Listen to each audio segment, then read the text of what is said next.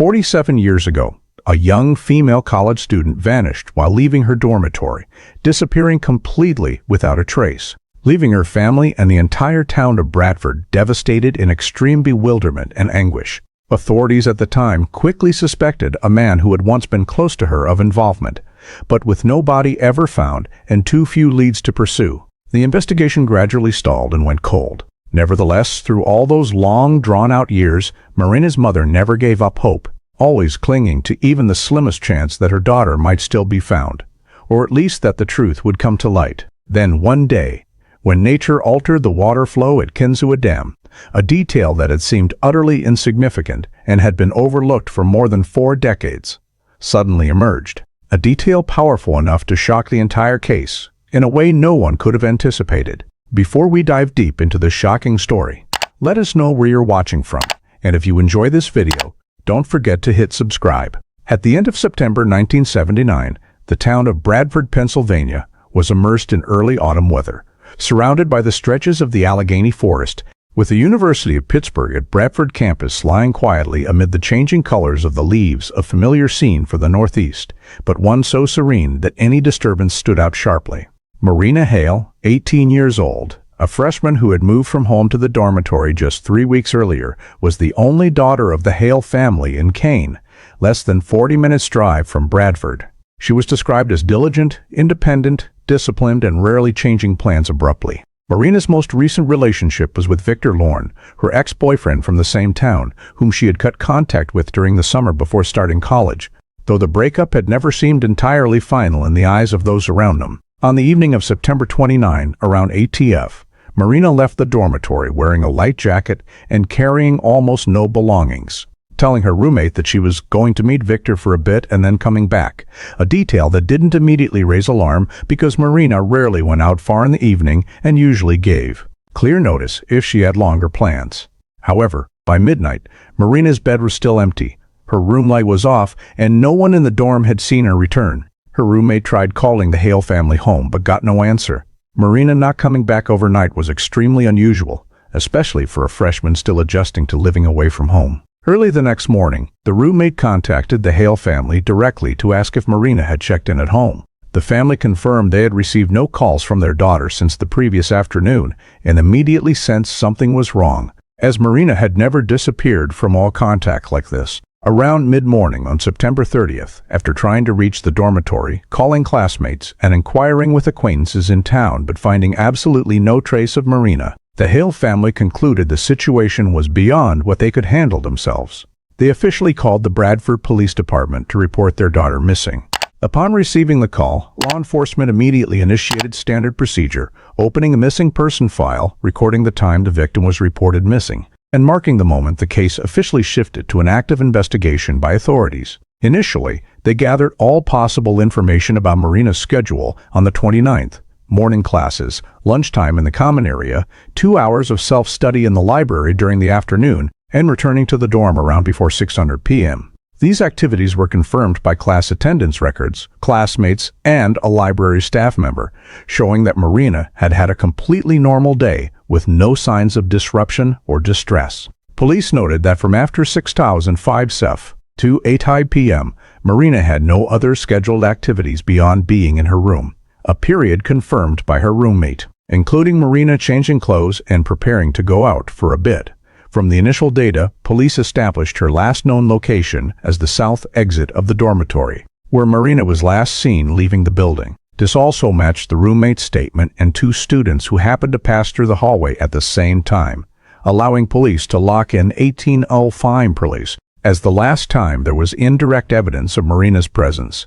However, from that point onward, all movement by Marina fell into an information black hole. To assess the urgency level, police analyzed the critical window of 8:10 as 2:10 p.m. As per missing person investigation standards, the first 2 hours hold the most crucial potential breakpoints: initial direction of travel, last person contacted, or any unusual change in the victim's behavior. Assuming Marina left campus on foot, police calculated the maximum radius she could have covered in 2 hours based on average walking speed and the possibility she might have stopped or changed direction, resulting in a circular area of nearly 2 miles around the campus being zoned for search. If Marina had gotten into someone's vehicle, the radius would need to be much larger, and this was flagged as a variable that could not yet be analyzed in the initial filing stage. Meanwhile, police reviewed the campus terrain map and noted 3 noteworthy factors in the southern area where Marina exited the building: a trail leading into the edge of the Allegheny forest, a wide lawn with no lighting, and an internal road connecting to the rear parking lot. All 3 directions could have been Marina's path right after 2 p.m. But no security cameras captured anything because the school's surveillance system in 1979 was limited. From the data collected during the morning and afternoon of September 30th, police concluded that Marina had disappeared in too narrow a time frame to have gone far on her own volition, yet long enough to have been intercepted or led away without anyone noticing in time. The missing person file was updated with all gathered information, hourly schedule, LKL, critical window, and 3 plausible directions to expand the search that same afternoon. Bradford police moved to canvassing witnesses in the dormitory that same afternoon of September 30th, based on the residency list provided by dorm management. The building had 4 floors, each with about 30 students, but only a portion were present on the evening of September 29. Police divided the list into 3 groups: those present from 6:01 p.m., those who left but returned before midnight, and those absent overnight. The goal was to identify anyone who might have seen or heard any unusual behavior when Marina left her room at 8 p.m.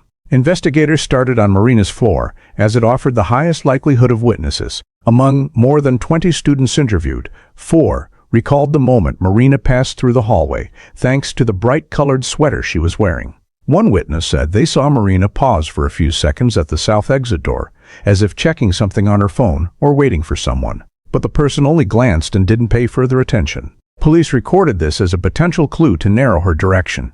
During the interviews, a student in room 214 mentioned hearing a brief argument around 7:55 p.m., right before Marina left her room. This person couldn't make out the content, only describing a familiar female voice, possibly Marina's, and an unidentified male voice at very low volume, almost whispering but tense.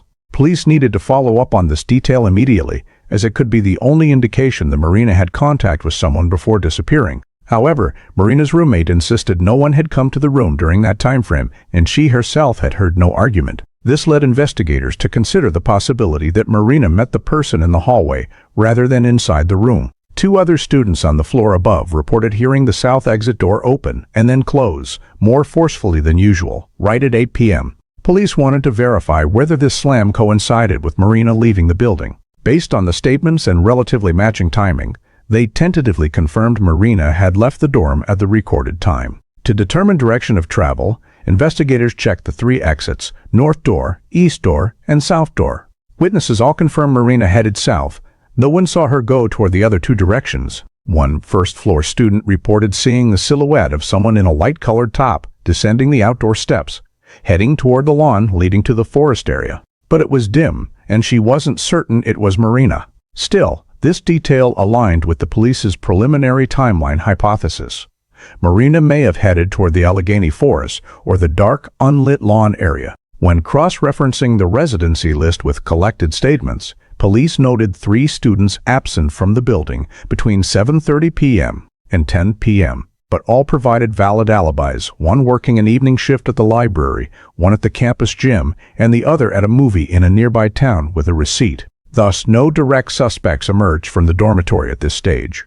What mattered most, however, was the consistent data from multiple witnesses. Marina had left the building alone and never returned. The dormitory's internal security log showed Marina's room keycard had not been swiped since after 6:00 p.m. on the 29th, meaning no evidence she had returned. This technically confirmed that Marina did not come back to the building on the night she disappeared, a key factor ruling out possibilities like sleeping over at a friend's room or forgetting to tell her roommate. To reinforce this, police reviewed entry-exit logs based on door swipe data at the 3 main entrances. Although the system in that era lacked detailed video, it logged door openings, showing no south door entries matching a return by Marina.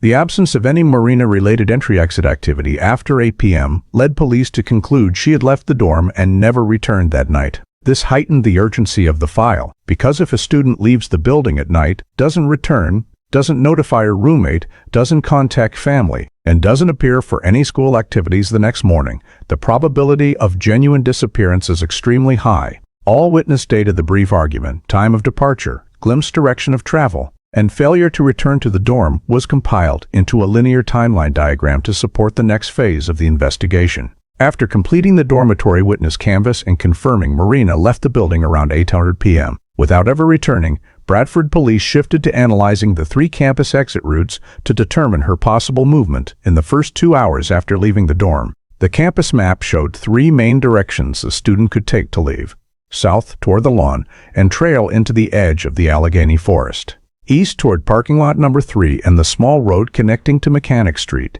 and west toward the administrative area adjacent to parking lot number 1, from which one could access Interstate 219. Based on witness statements, police temporarily prioritized the south route because someone had seen a girl in a light top heading that way, but they could not rule out the other 2 without sufficient evidence. At the south exit, investigators determined it was the least lit area at night, with only 2 unstable long lights operating.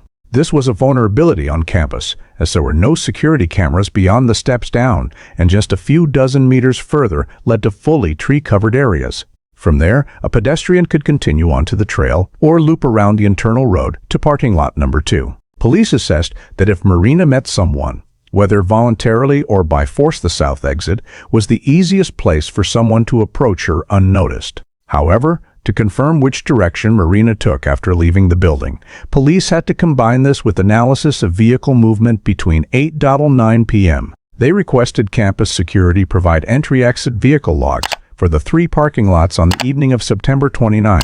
The campus had no controlled barriers at the time, but each lot entrance had an old camera capturing intermittent full shots every 10 seconds, sufficient to identify vehicle types and approximate times. In that 1 hour, a total of 27 vehicles exited the 3 lots. Lot number 1 had 11. Lot number 2 had 9. Lot number 3 had 7. This required police to compile a full list of vehicles needing driver identification verification. Police began by filtering vehicles registered to students, faculty, and staff in campus records. About 2/3 of the 27 matched registered plates, meaning they belonged to people living or working on campus. However, 8 vehicles remain unaccounted for, including 2 dark SUVs, 3 older sedans, 1 pickup truck, and 2 with unreadable plates due to low image quality. These 8 vehicles became special points of focus. Due to blurry footage, exact colors or specific identifiers couldn't be determined, but enough was visible to classify vehicle type, grille shape, and estimated year. Police created a preliminary priority list for investigation based on suspicion level: vehicles with no plates or obscured plates, vehicles heading toward the Allegheny Forest instead of straight to town, vehicles parked too close to the south exit area around the time Marina left the dorm. The next step was analyzing the possibility Marina voluntarily entered a familiar vehicle or was forced into one. Based on Marina's personality, both family and roommate affirmed she did not have a habit of getting into strangers' cars and was very cautious about encounters at night. This led police to lean toward the hypothesis that if Marina entered a vehicle, it was one belonging to someone she knew. The first hypothesis was that Marina was picked up by her ex-boyfriend, Victor Lorn. Although they had not yet contacted Victor directly at this point, police had to include him in the analysis scope. However, none of the 27 vehicles matched the plate number registered to Victor in DMV records. This did not entirely rule out Victor using a different vehicle, but it lowered his priority in the initial assessment. Next, police considered possibilities. Marina had arranged to meet someone for a private conversation. Marina entered the vehicle of an acquaintance she ran into. Or Marina was forced into a vehicle while passing through the dark southern area. To check this, police returned to the south exit and parking lot number 2 crime scene, simulating visibility for outsiders at 80,000 p.m. Investigators noted that parking close to the lawn edge allowed someone inside a vehicle to clearly see the steps and anyone descending. While those in the dorm would have difficulty noticing a waiting car, this created favorable conditions for someone who had been watching Marina or was familiar with the campus. Police also analyzed the walking path from the south exit to lot number 2, noting it was far from main buildings, lightly trafficked, and without cameras. Marina could have headed that way if intending to meet someone off campus. In the case of being forced into a vehicle, this was the most advantageous spot for a perpetrator. Few witnesses, no cameras, easy escape route. At the same time, police surveyed feasible travel paths for the 8 unverified vehicles. They identified 3 exit directions from campus potentially relevant to the disappearance: toward Mechanic Street, toward the Allegheny Forest, and into central Bradford. Notably, 3 vehicles heading toward the forest drew attention because it was not a common evening route. One of these 3 was a dark SUV that appeared on camera at 8:11 p.m., just minutes after Marina was last seen leaving the dorm. This timing suspiciously aligned with how long it would take Marina to reach lot number 2 if walking continuously. Police had to ask, did Marina go there willingly, or was she deceived or coerced? The camera footage also captured the SUV turning on its lights for 5 seconds, then turning them off, as if waiting for someone to approach the vehicle. With no additional audio or clearer images, this clue alone was enough to place this vehicle in the high-risk group. From there, investigators formed 3 initial scenarios. Marina met an acquaintance at lot number 2 and entered the vehicle willingly. Marina was picked up by someone she trusted but didn't tell her roommate about, or Marina was forced into a stranger's vehicle in the poorly lit area. Although no evidence yet confirmed which scenario was correct, the analysis of exits and vehicle movements provided a clear foundation. Marina left the dorm alone, did not return, and likely left campus by vehicle, whether voluntarily or under duress. This became the basis for police to move to the next phase of the investigation. On the morning of October 1st, Bradford police launched a close-range search within a 1-mile radius around campus, starting by bringing the K-9 team to the south exit of the dormitory, identified as the direction Marina left the building, and also the least lit area at 8 a.m. on September 29.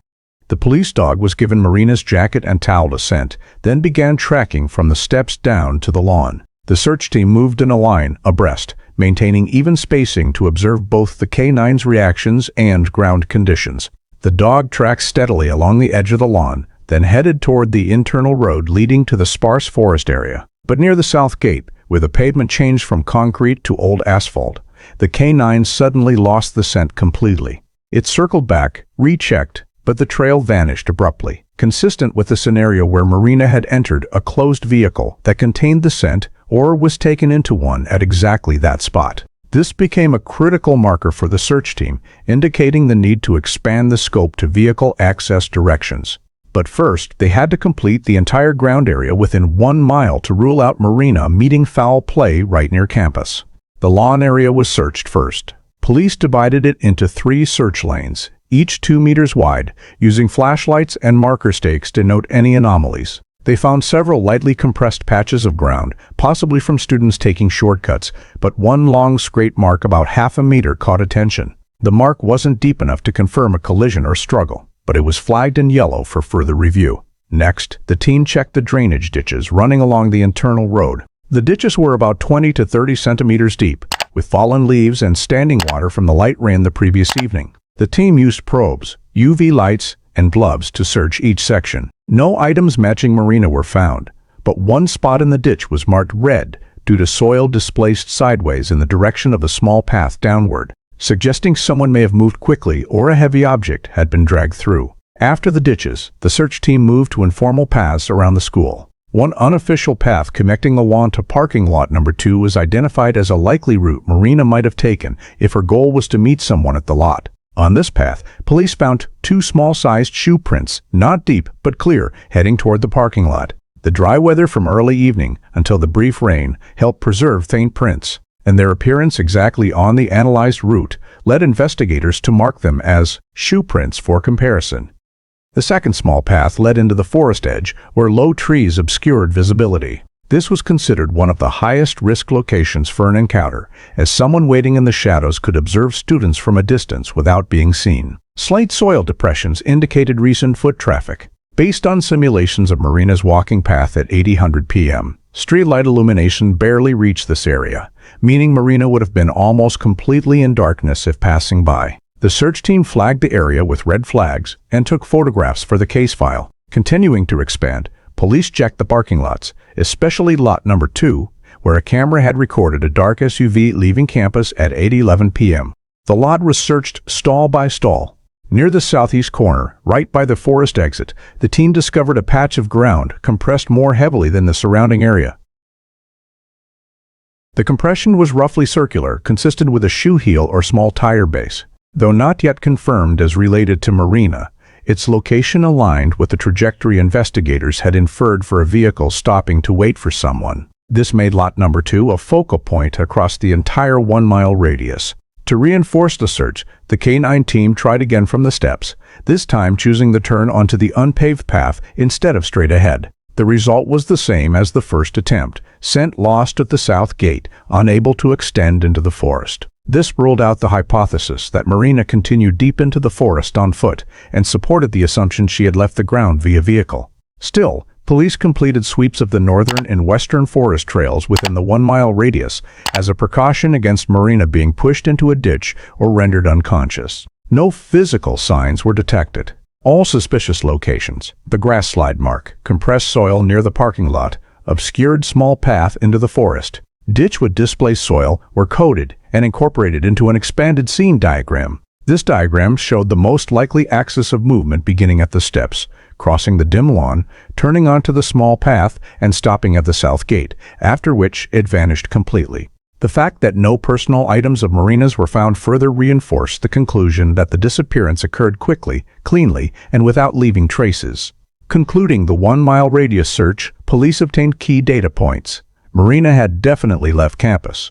Her direction of travel was almost certainly south. The K9 lost the trail at a likely vehicle access point, and 3 locations were assessed as high risk for an encounter, including the ditch near the forest edge, the obscured small path, and the area in lot number 2 where the compressed soil patch appeared. These observations became the foundation for establishing the next phase of expanded investigation. Right after completing the 1-mile radius sweep around campus and noting the K9 losing the scent at the south gate, Bradford police shifted to the expanded search phase into the Allegheny Forest, an area stretching with rugged terrain, gentle slopes interspersed with natural sinkholes, and unofficial trails places. Students occasionally hiked during the day, but rarely visited at night. To ensure efficiency, the search team was divided into 3 groups, each assigned a direction. The first group followed the main trail running along the forest edge. The second scoured the depressed terrain areas where water collected into large and small natural pits. The third inspected the dense forest sections with thick underbrush and decaying tree trunks that easily concealed traces.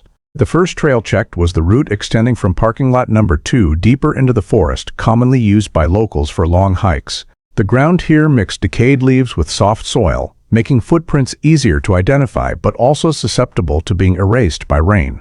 The search team moved slowly, examining every compressed patch of ground, but only found older footprints from prior days. About 300 meters from the south gate, a slight subsidence area appeared due to rain, leaving an uneven depression.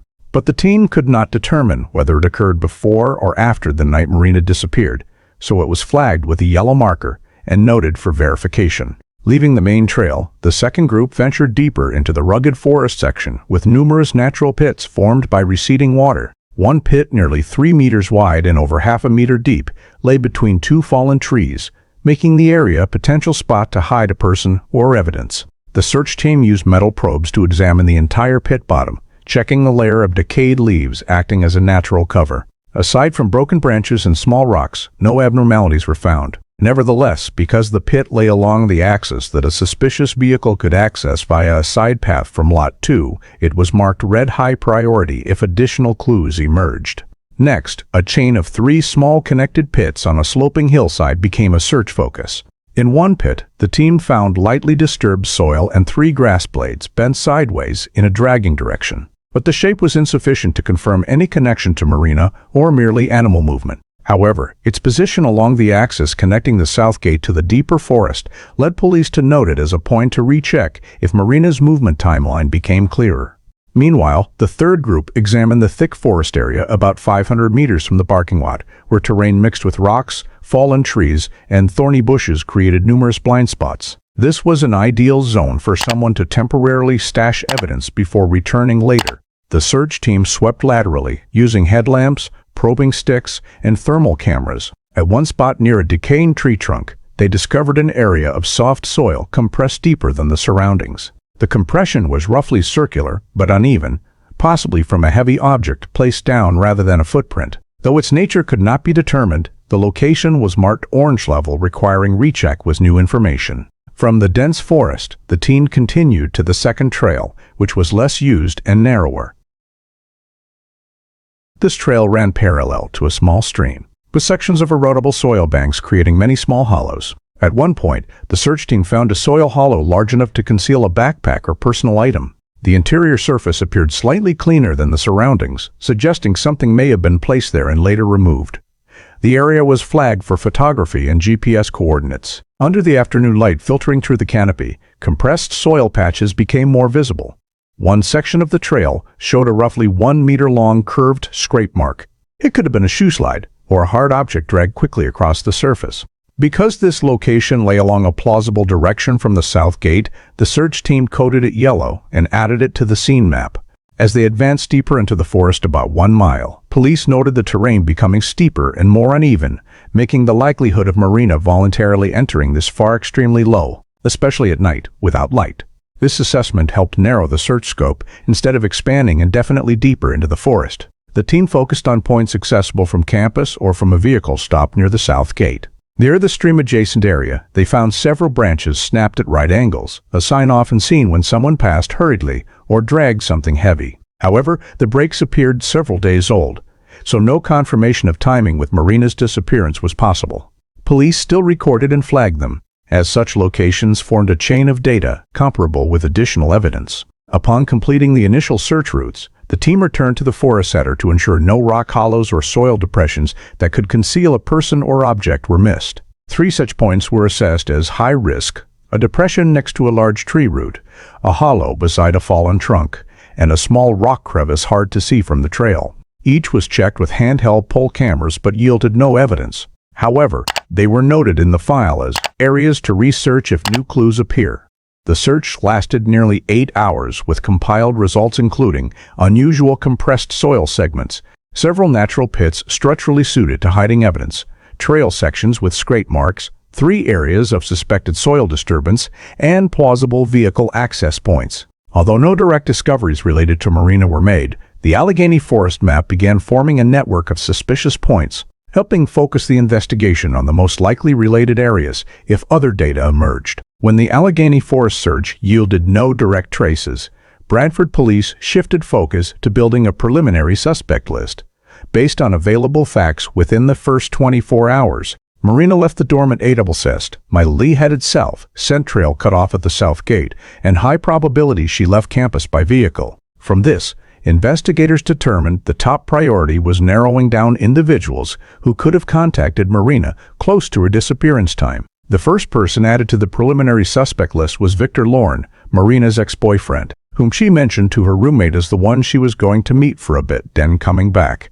Marina voluntarily naming Victor right before leaving her room gave him a special position in the timeline, because if her words were entirely accurate, Victor was the last person she intended to meet directly. The relationship had ended several months earlier, but Marina's friends described the breakup as not fully clean-cut, with lingering underlying tension. Investigators noted that in missing persons cases involving young students, former romantic partners are the most common suspect group, but they had to separate emotion from investigative logic and focus on 2 factors: potential motive and opportunity for contact. Motive, though unverified, could stem from an unpleasant breakup, especially if Victor wanted to reconcile and Marina refused.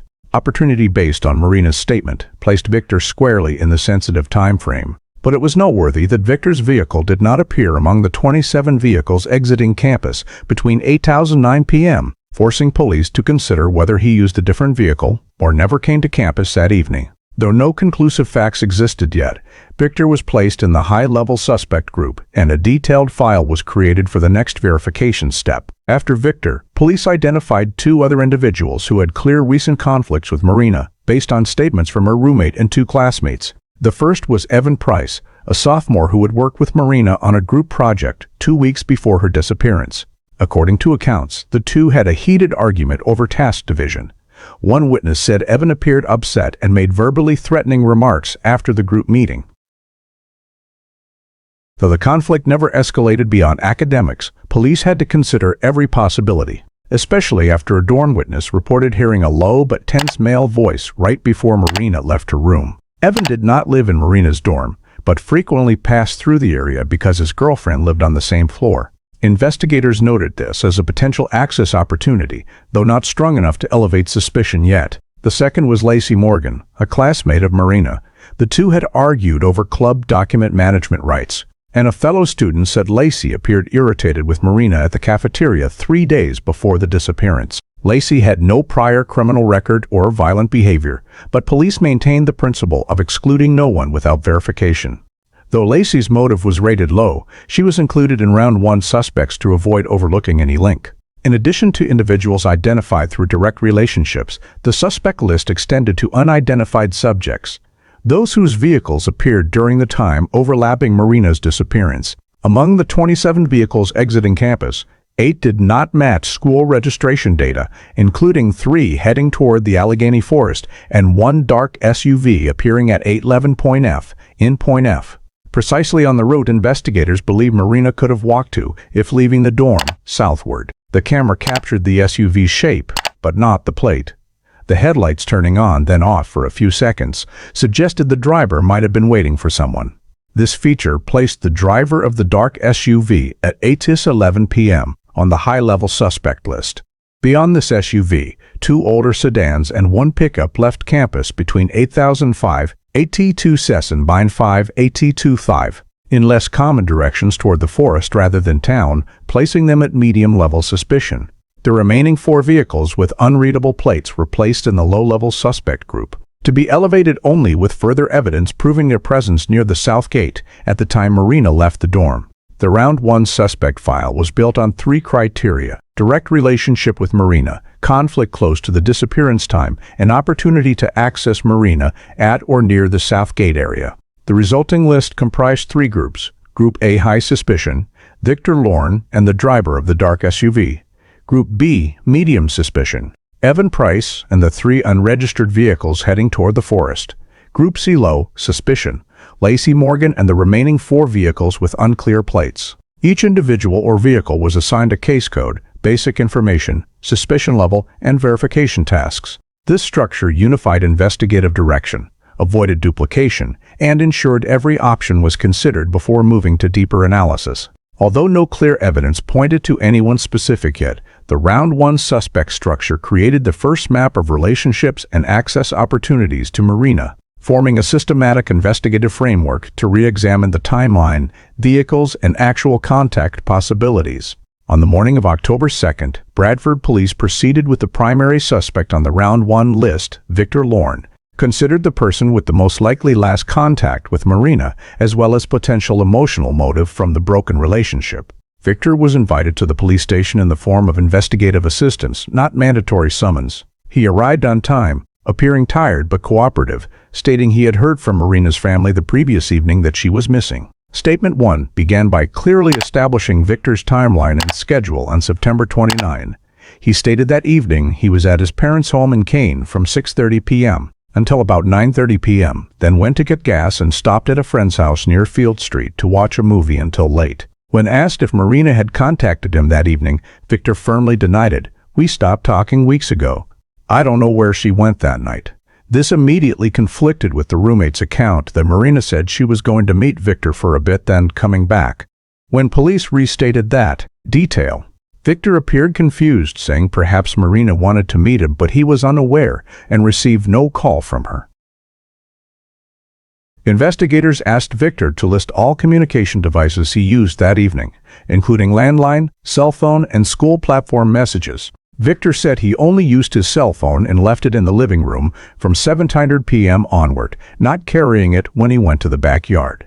When asked about call history, Victor did not object to police checking, showing no concern about his mobile data. This was noted as a sign of cooperation, but insufficient to remove him from suspicion. Investigators delved into the detailed timing Victor provided. If Victor truly stayed at his parents' home in Kane until 9:30 p.m., that placed him about 40 minutes drive from campus, meaning he would have difficulty being at the south gate around 8:10 p.m. when Marina disappeared. However, since Marina left the dorm at 8:80 p.m. and her scent trail ended at the south gate shortly after, police had to consider the possibility that Marina left campus on her own to meet Victor elsewhere, rather than Victor coming to campus. When asked if he had arranged to meet Marina anywhere in town, Victor adamantly denied it.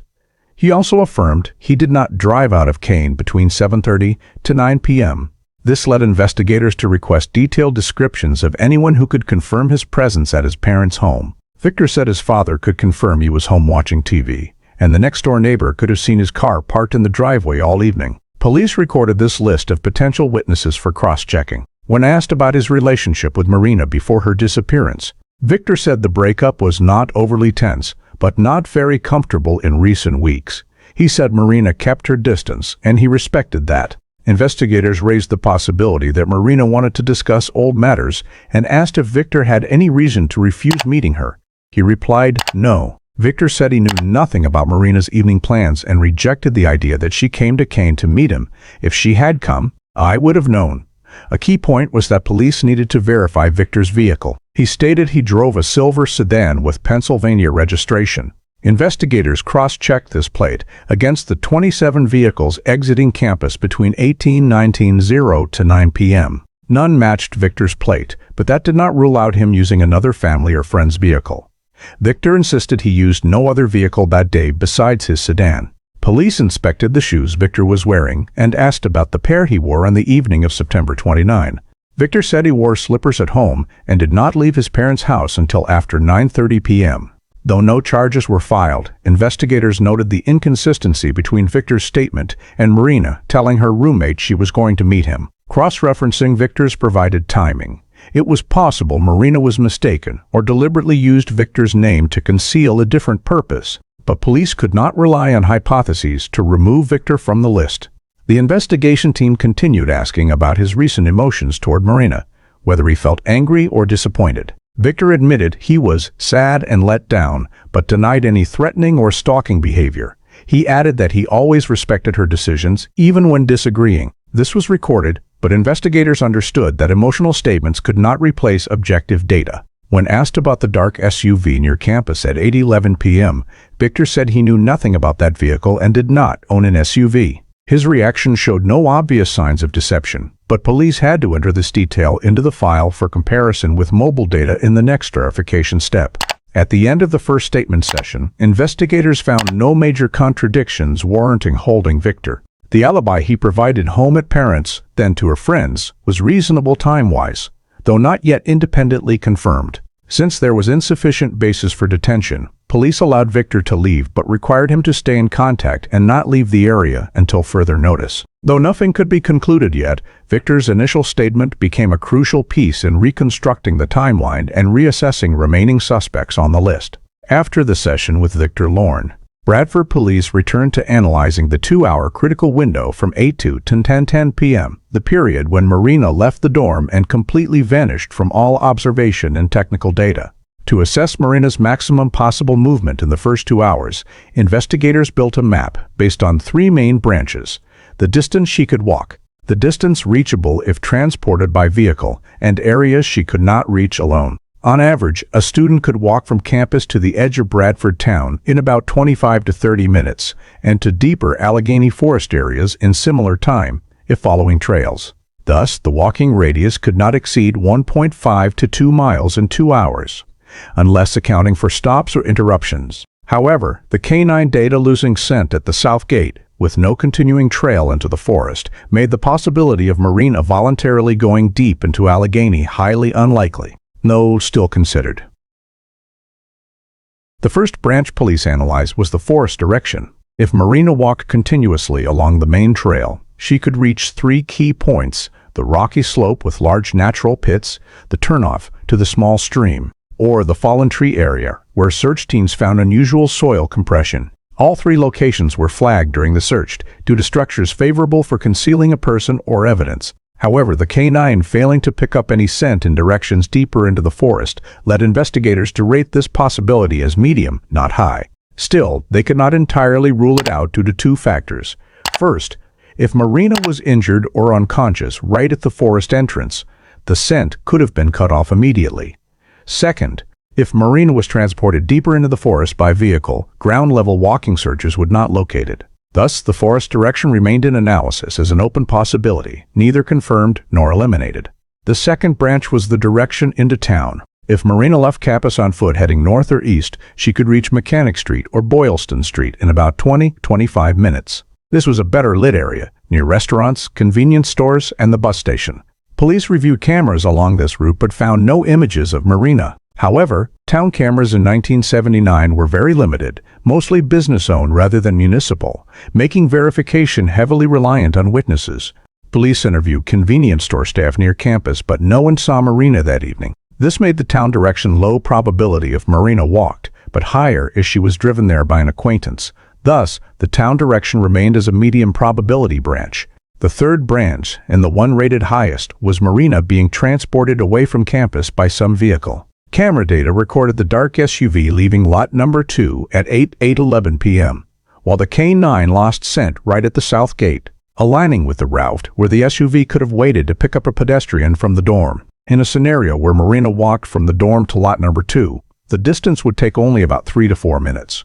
If she entered the vehicle there, the vehicle's exit at 8:11 p.m. fit perfectly. Investigators simulated average walking speed under low-light conditions and determined this timeline matched almost exactly. This data made the transported away direction the most compelling hypothesis.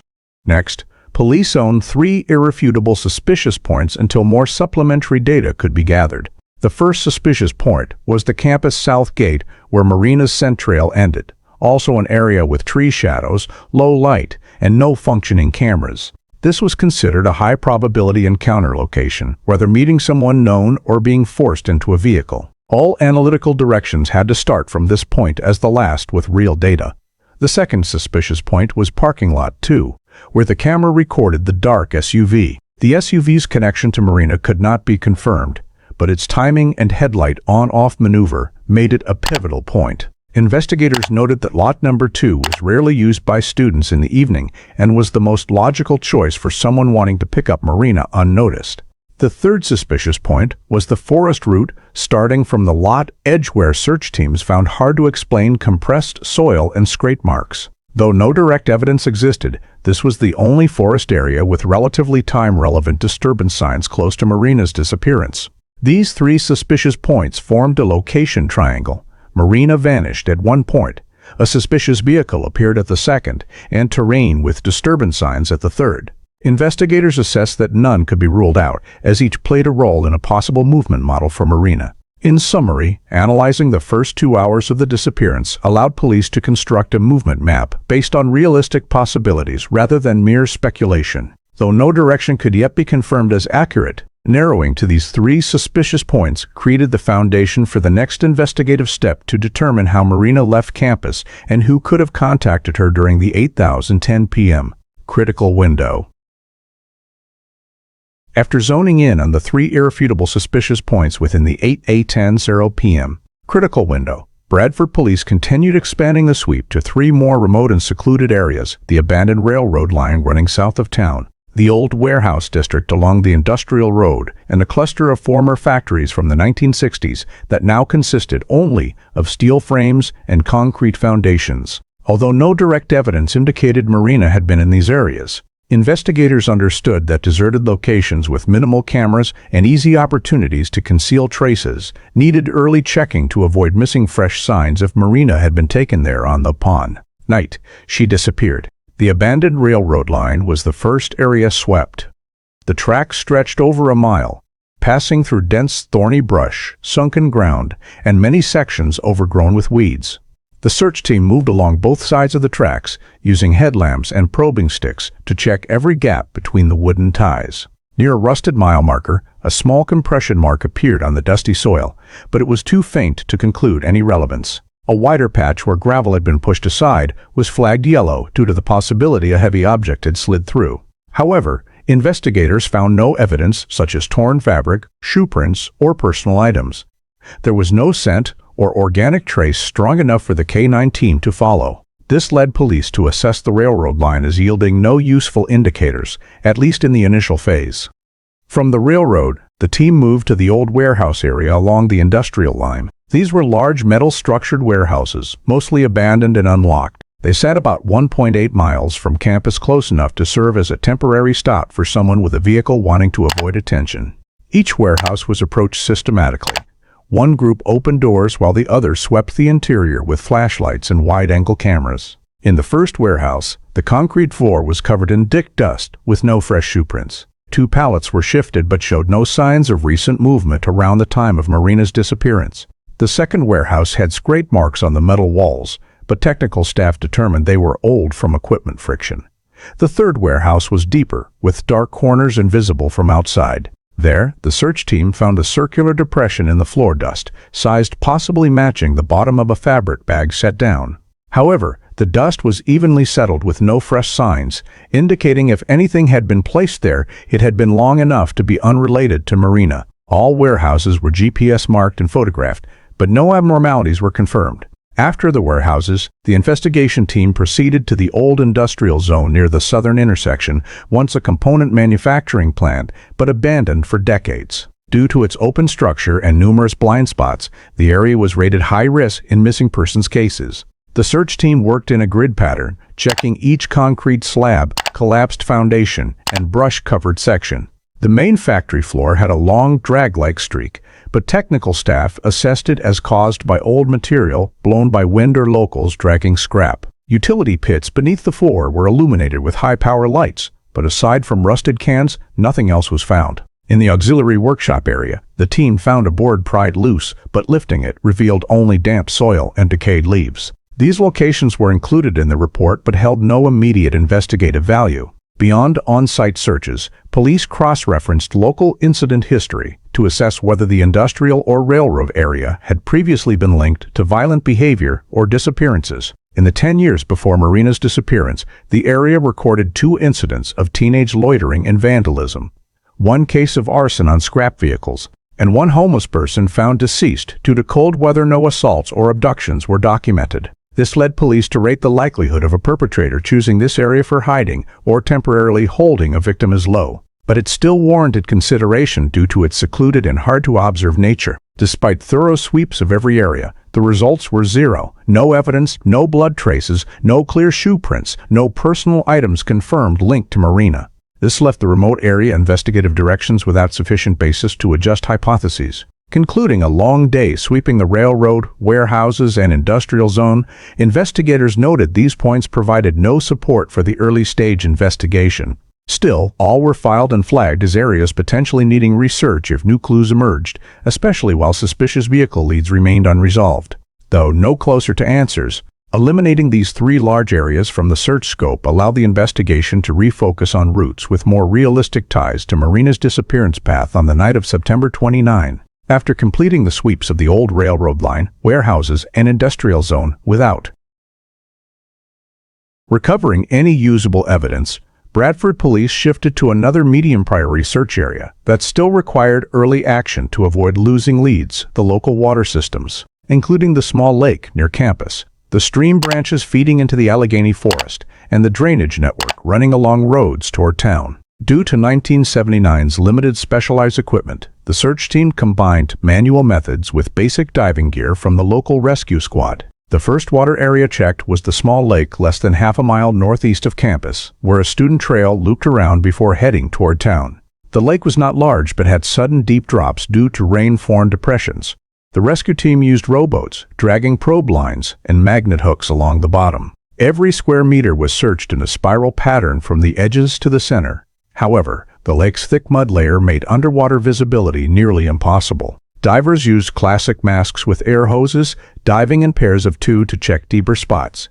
No fabric scraps, metal objects, or signs of bottom disturbance were found. All results indicated the lake was not where Marina had been taken on the night she disappeared. After the lake, the team moved to the stream branch running along the Allegheny Forest edge. The stream was narrow but had many hidden bends and spots deepened by current-eroded undercuts. The search team worked in 2 branches. One group walked the banks looking for disturbed soft soil such as drag or slide marks. The other probed the stream bottom with poles. About 3/4 of a mile from campus, a section of eroded bank exposed intertwined tree roots. This was rated as a potential temporary evidence hiding spot if someone wanted to dispose of personal items. However, aside from decayed leaves and rocks, nothing noteworthy was found. Another section had dark mud churned into a narrow path, but technical staff assessed it as likely caused by strong flow during the light rain on the evening of September 29, with no basis to link it to Marina. To ensure nothing was missed, a deeper stream section was scanned with rudimentary sonar borrowed from the fire department.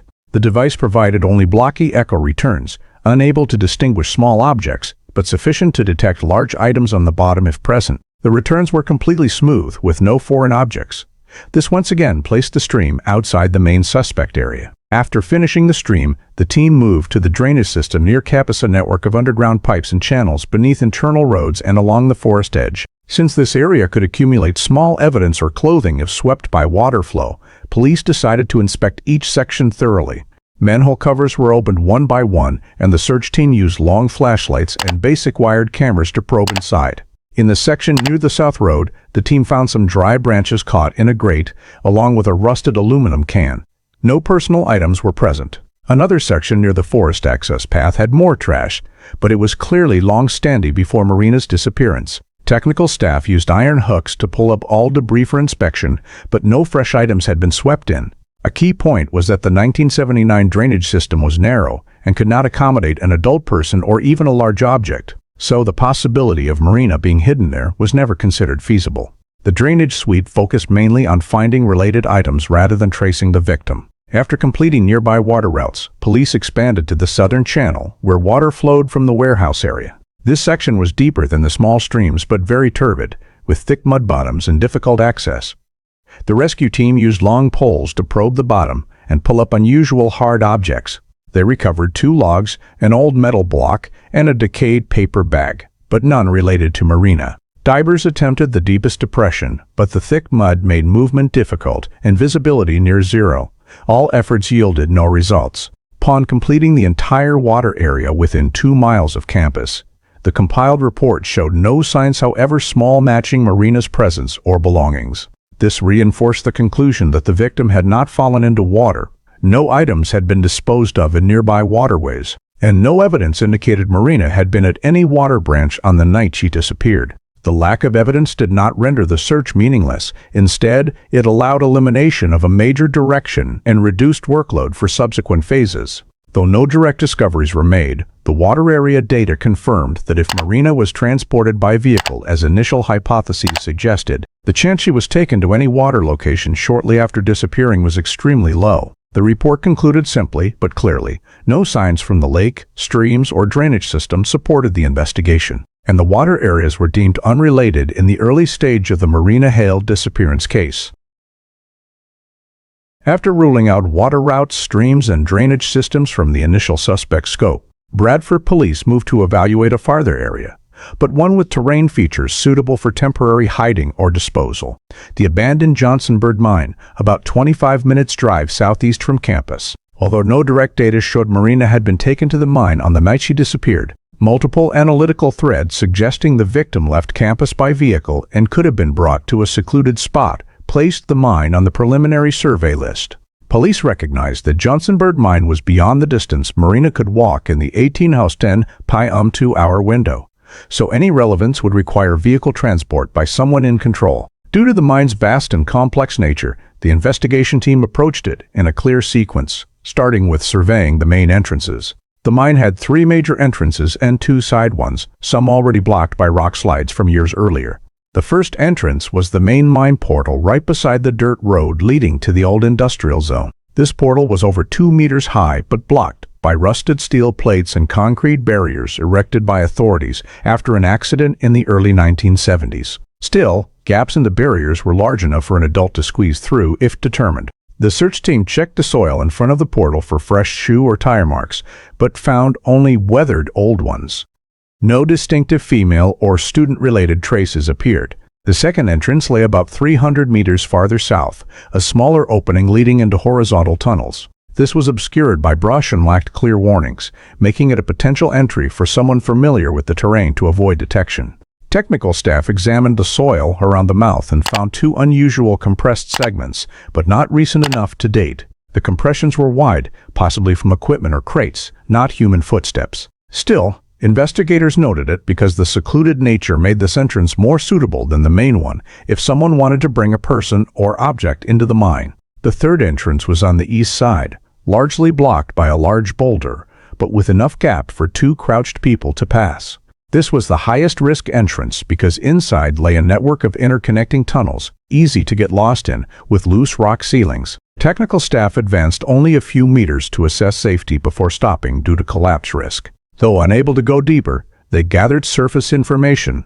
The soil just inside the tunnel mouth showed disturbance, but like the second entrance, it was old and showed no recent human movement around Marina's disappearance time.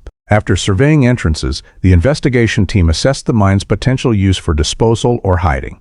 With its multi-level structure, uneven ground, natural rock pockets, and open tunnel sections, Johnsonburg Mine fit the profile for a perpetrator wanting to temporarily conceal an object or person without drawing attention. However, to confirm any use on the night Marina disappeared, police had to seek abnormal indicators.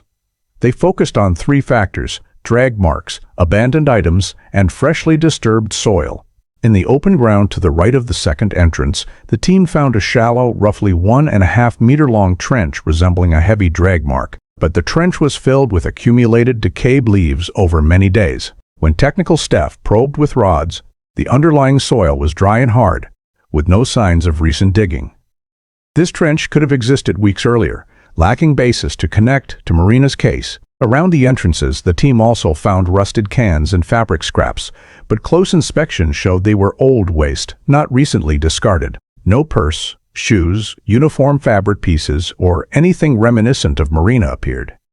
Another group checked above the mine, where higher ground had rain-formed natural pits on the sloping side. These pits were not very deep, but structured to conceal small objects. The search team probed each with metal rods, but encountered only rock and hard soil. No recently disturbed areas matched the time frame. Farther north, where a trail led into the surrounding forest, the team found a few round soil compressions. The size suggested possible footprints, but the faintness prevented determining male or female, or whether they were from miners or hikers days earlier. This area was flagged, but not rated as strongly linked to the disappearance. A key factor making police carefully consider the possibility Marina was brought to the mine was the location's extreme seclusion. Someone intending to hide a person or dispose of evidence could exploit the complex terrain and lack of light to act unseen. But at the same time, police had to acknowledge the reality. No clear evidence showed Marina had ever set foot here. No physical evidence, no signs of struggle, no fresh drag marks, and no witnesses reported seeing strange vehicles near the mine area on the night she disappeared. When compiling the preliminary survey report, the investigation team concluded that although Johnsonburg Mine had a structure suitable for disposal behavior, no data supported Marina being brought there during the 8:10 SS 10 p.m. window. Because the deep tunnels were unstable, excavation or deeper surveys required solid justification to avoid endangering personnel. At this stage, neither technical nor legal conditions justified expanded deep checks. The mine was placed on the list of potential but non-priority suspect locations, with full coordinates, entrances, structure, and old anomalies recorded, ready for re-examination if any clue directly linked to Marina Hale's disappearance path emerged. After surveying Johnsonburg Mine but finding no signs related to Marina, the investigation force returned to an early formed focus in the case file, the statement of Victor Lorn, the only individual Marina directly named before leaving the dorm. Although Victor's first statement lacked sufficient facts to charge or elevate suspicion, certain inconsistencies prompted police to recall him for a second interview, aiming to compare detailed timing and assess the stability of his account. The session took place on October 3rd, just 2 days after Marina was reported missing.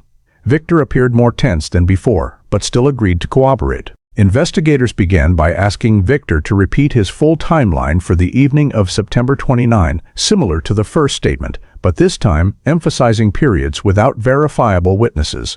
Victor reiterated he was at his parents' home in Kane from about 6:30 p.m. to 9:30 p.m. to 9:30 p.m., then drove to his friend's house. However, when pressed for more detail on activities from 7:00 to 8 per more 20 p.m., the window when Marina left the dorm, Victor offered a different explanation than before. This time, he said he was playing with the dog in the backyard, whereas in the first statement, he said he was in the living room watching TV. This marked the first contradiction. When investigators pointed out the difference, Victor claimed he misremembered due to stress, and that he may have gone in and out between the yard and living room. The response did not entirely rule out unintentional concealment, but it heightened investigators' attention to the possibility he was not fully disclosing or reluctant to reveal his exact location at the time Marina left school. Next, police addressed the detail from Marina's roommate. Marina clearly said she was going to meet Victor for a bit, then coming back. When asked again why Marina would say that, Victor responded differently than in Statement 1. If in the first he said he didn't know why Marina said that, this time he asserted that perhaps Marina misunderstood something he said a few days earlier about wanting to talk later. This showed Victor changing his explanation for why Marina named him. Investigators immediately recorded the shift in the file. Then, analyzing the 8 to 9 p.m. window, investigators asked Victor to describe who could confirm he was in the backyard or inside his parents' home exactly at 8:00 p.m. Victor said his father could confirm he was home that evening, but when asked specifically if his father directly saw him in the backyard at that exact time, Victor replied, "Not sure because my dad was reading the paper in the room."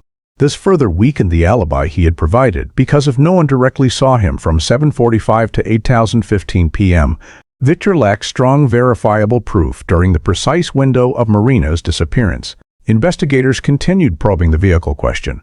In Statement 1, Victor said he only used his silver sedan. But in Statement 2, when investigators mentioned the camera capturing the dark SUV at the parking lot at 8:11 p.m., Victor showed clear tension, explaining, "That couldn't be my vehicle because I don't own an SUV," but immediately added, "My family has an old SUV for towing trailers, but I hardly ever use it."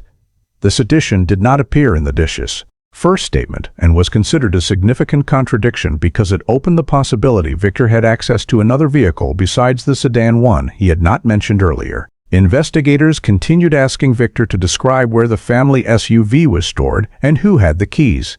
Victor explained the keys were always kept in a garage and any family member could use them. This increased suspicion because if Victor wanted to conceal using the SUV that evening, he would not need to borrow keys from anyone else. When asked to describe the shoes he wore that evening, Victor said he didn't remember clearly which pair.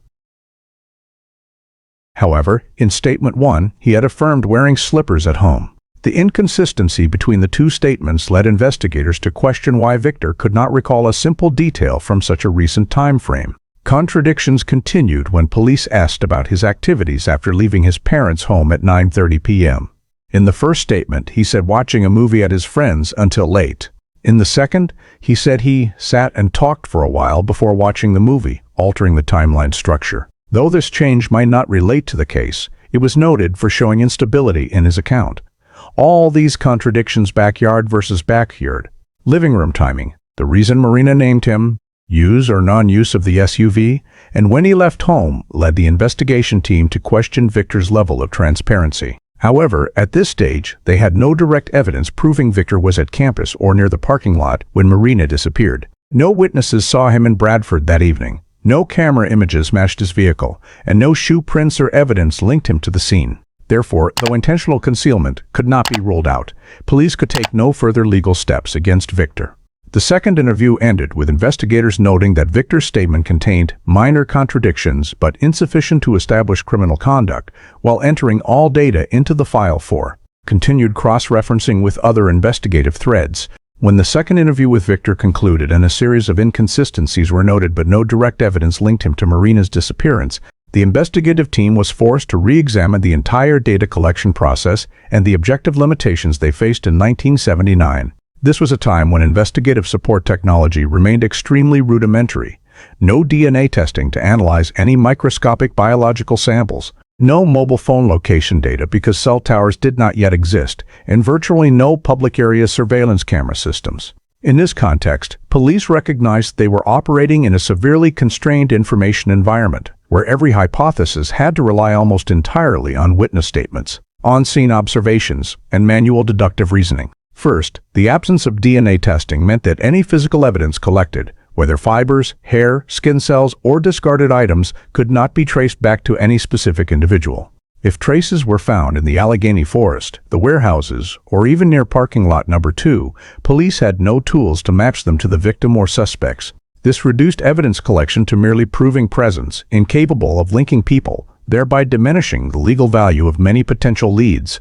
Even shoe print comparisons were limited to size or sole pattern matching, which could not compensate for the lack of identification data. Next, without mobile positioning systems, police could not confirm anyone's actual location on the evening of September 29. If cell towers had existed then, they could have verified whether Victor was truly in Kane at 8 Fizzy Mean, or had moved near Bradford. They could also have determined if Marina had traveled far from campus. But in 1979 conditions, every location verification depended on witnesses, and witnesses are always prone to error, confusion, or absence at critical moments. No technical data meant alibi verification became nearly impossible. If someone claimed to be home, police could only ask those nearby. If no one saw them, that time window became a blank, neither provable nor disprovable. The third limitation, and the factor most profoundly affecting the entire investigation, was the lack of CCTV in public areas. The campus had only a few low-quality, wide-angle cameras at parking lots,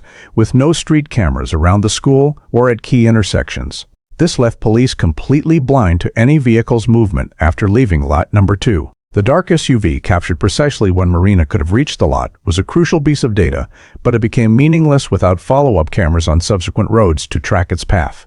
No CCTV meant no way to determine where the vehicle went, where it stopped, or whether it returned to any area. Vehicle tracking could only rely on canvassing residents and manually checking cars in the vicinity, a time-consuming task with no guaranteed results. At the same time, police understood that if the perpetrator was familiar with the area and aware of camera limitations, they could have chosen unobserved routes. Beyond these three main factors, many modern investigative tools simply did not exist. No microscopic soil analysis, no electronic signal analysis, no real-time purchase transaction tracing, no automated license plate systems, and especially no national databases for shoe prints, fibers, or abduction patterns. Interstate information sharing networks were slow, preventing quick cross-referencing of Marina's case with similar disappearances in a broader region. When evaluating all these limitations, investigators began to see the picture clearly. They faced a disappearance, with no crime scene, no direct witnesses, no strong physical evidence, no tracking devices, and only statements from involved parties, among which the primary suspect's statements contained contradictions but fell short of constituting evidence.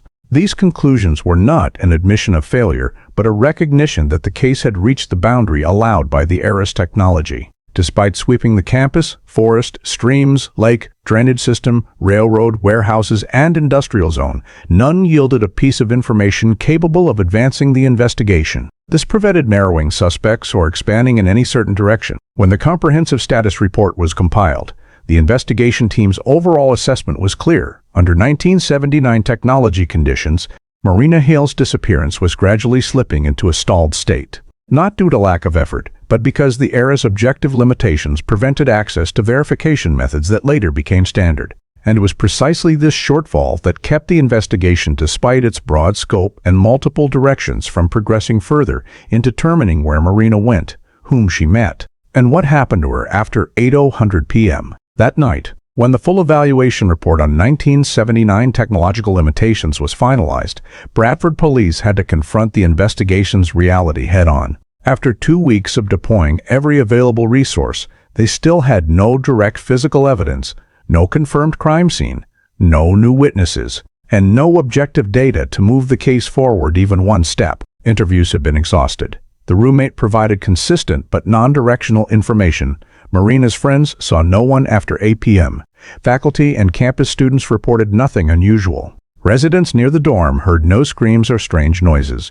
Large-scale searches had extended from campus through the Allegheny Forest, across streams, lake, drainage channels, old railroad, industrial zone, and Johnsonburg Mine, all without yielding any trace confirming Marina's presence there. From a physical perspective, Marina Hale's disappearance left no footprints, drag marks, fabric traces, dropped items, debris, or terrain alterations that could be traced. From a witness perspective, no one saw Marina after she left the dorm, nor did anyone see a suspicious vehicle lingering at the south gate beyond the blurry, unidentifiable SUV on the parking lot camera. From a temporal perspective, the 8:10 and 10 p.m. window remained a blank.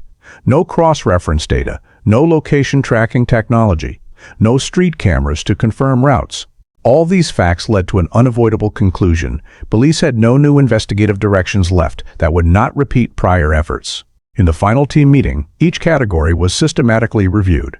Crime scene, no location established. All suspicious points to the South Campus Gate, Lot Number 2, Allegheny Forest, streams, trails yielded no specific evidence, physical evidence, no Marina belongings found outside the dorm, and nothing in her room suggested preparation for a long trip. Witnesses' statements from those who last saw Marina were consistent but insufficient to build a movement model. Suspects' round one list established, but none had strong enough evidence for escalation. Victor's vague alibi lacked incriminating proof. Evan Price's behavior did not exceed verbal arguments. Lacey Morgan had no clear motive. The 8 unregistered vehicles had no follow-up data. No suspect reached the threshold for search warrants or arrests given the lack of physical evidence. The summary report also emphasized that if Marina had been harmed, no violence traces existed on campus. If deceived into leaving, no meeting location clues emerged, and if she left voluntarily, no indicators suggested any plan or reason. Every possibility existed, but none was bolstered by data. When the meeting ended, the lead investigator issued the official assessment. Marina Hale's case was classified as lacking empirical evidence to continue active investigation. This was not a conclusion about Marina's fate, but about the file's limitations. In legal terms, this situation rendered a case unable to advance without new external clues or unexpected witnesses. Procedure now required closing active operations and transferring the case to suspended pending new developments.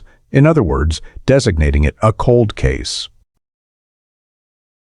This decision followed the entire team's signing of the official report submitted to the Pennsylvania State Police. The Marina Hale file was reorganized into a complete document set, including all search maps, statements, scene photos, suspect lists, forest and industrial search reports, underwater search reports, vehicle analyses, and all established timelines. The file was bound into volumes, coded PA79MH, and stored in the Harrisburg State Cold Case Archive.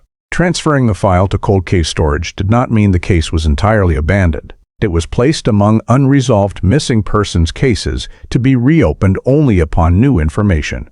A physical clue surfacing, a witness coming forward, or a related unusual event.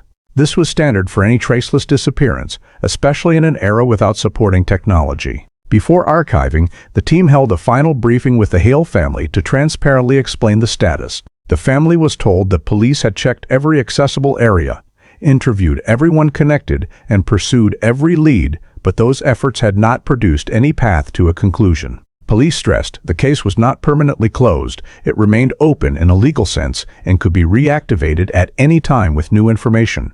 At that point, however, no further feasible investigative steps existed. When the final file was sealed and placed in storage, Marina Hale's disappearance officially entered the cold phase estate, where police could only wait for someone to reveal what they knew, wait for evidence to appear unexpectedly, or wait for a later event to decode the blank stretch from 8 town to 10 p.m. On the night of September 29, 1979, the case, in its entirety, was encapsulated in complete silence of numbers. No scene, no evidence, no witnesses, no data, only an unfilled void remaining. With the file transferred to Pennsylvania's cold case category, the entire initial investigative phase concluded, leaving an unanswered question and a disappearance without a clear starting point to pursue further. In 2002, when the Pennsylvania State Police established its dedicated cold case unit, several long-standing missing persons files were prioritized for reevaluation, among which Marina Hale's case emerged as a classic example of a traceless disappearance. Detective Evan Mercer, newly transferred from major crimes to cold cases due to his skill in file structure analysis and timeline reconstruction, took on the Marina case in late Q1. Mercer began by requesting full extraction of documents from the Harrisburg archive, including originals and 1979 investigation copies. He spent nearly a week reading, organizing, and categorizing the file by content groups, original timeline, search activities, suspect list, potential scene analyses, evidence, statements, terrain reports, and interview reports. Mercer's initial assessment was that the file was highly detailed by 1979 standards, but the era's lack of technology rendered most data non-conclusive. He paid particular attention to 3 areas: the 8:10 p.m. blank window, the South Campus Gate where the K9 lost the scent, and the featureless dark SUV captured on the parking lot camera but of insufficient quality for analysis. Mercer reviewed the original team's timeline, overlaying each marker onto a 1979 Bradford map,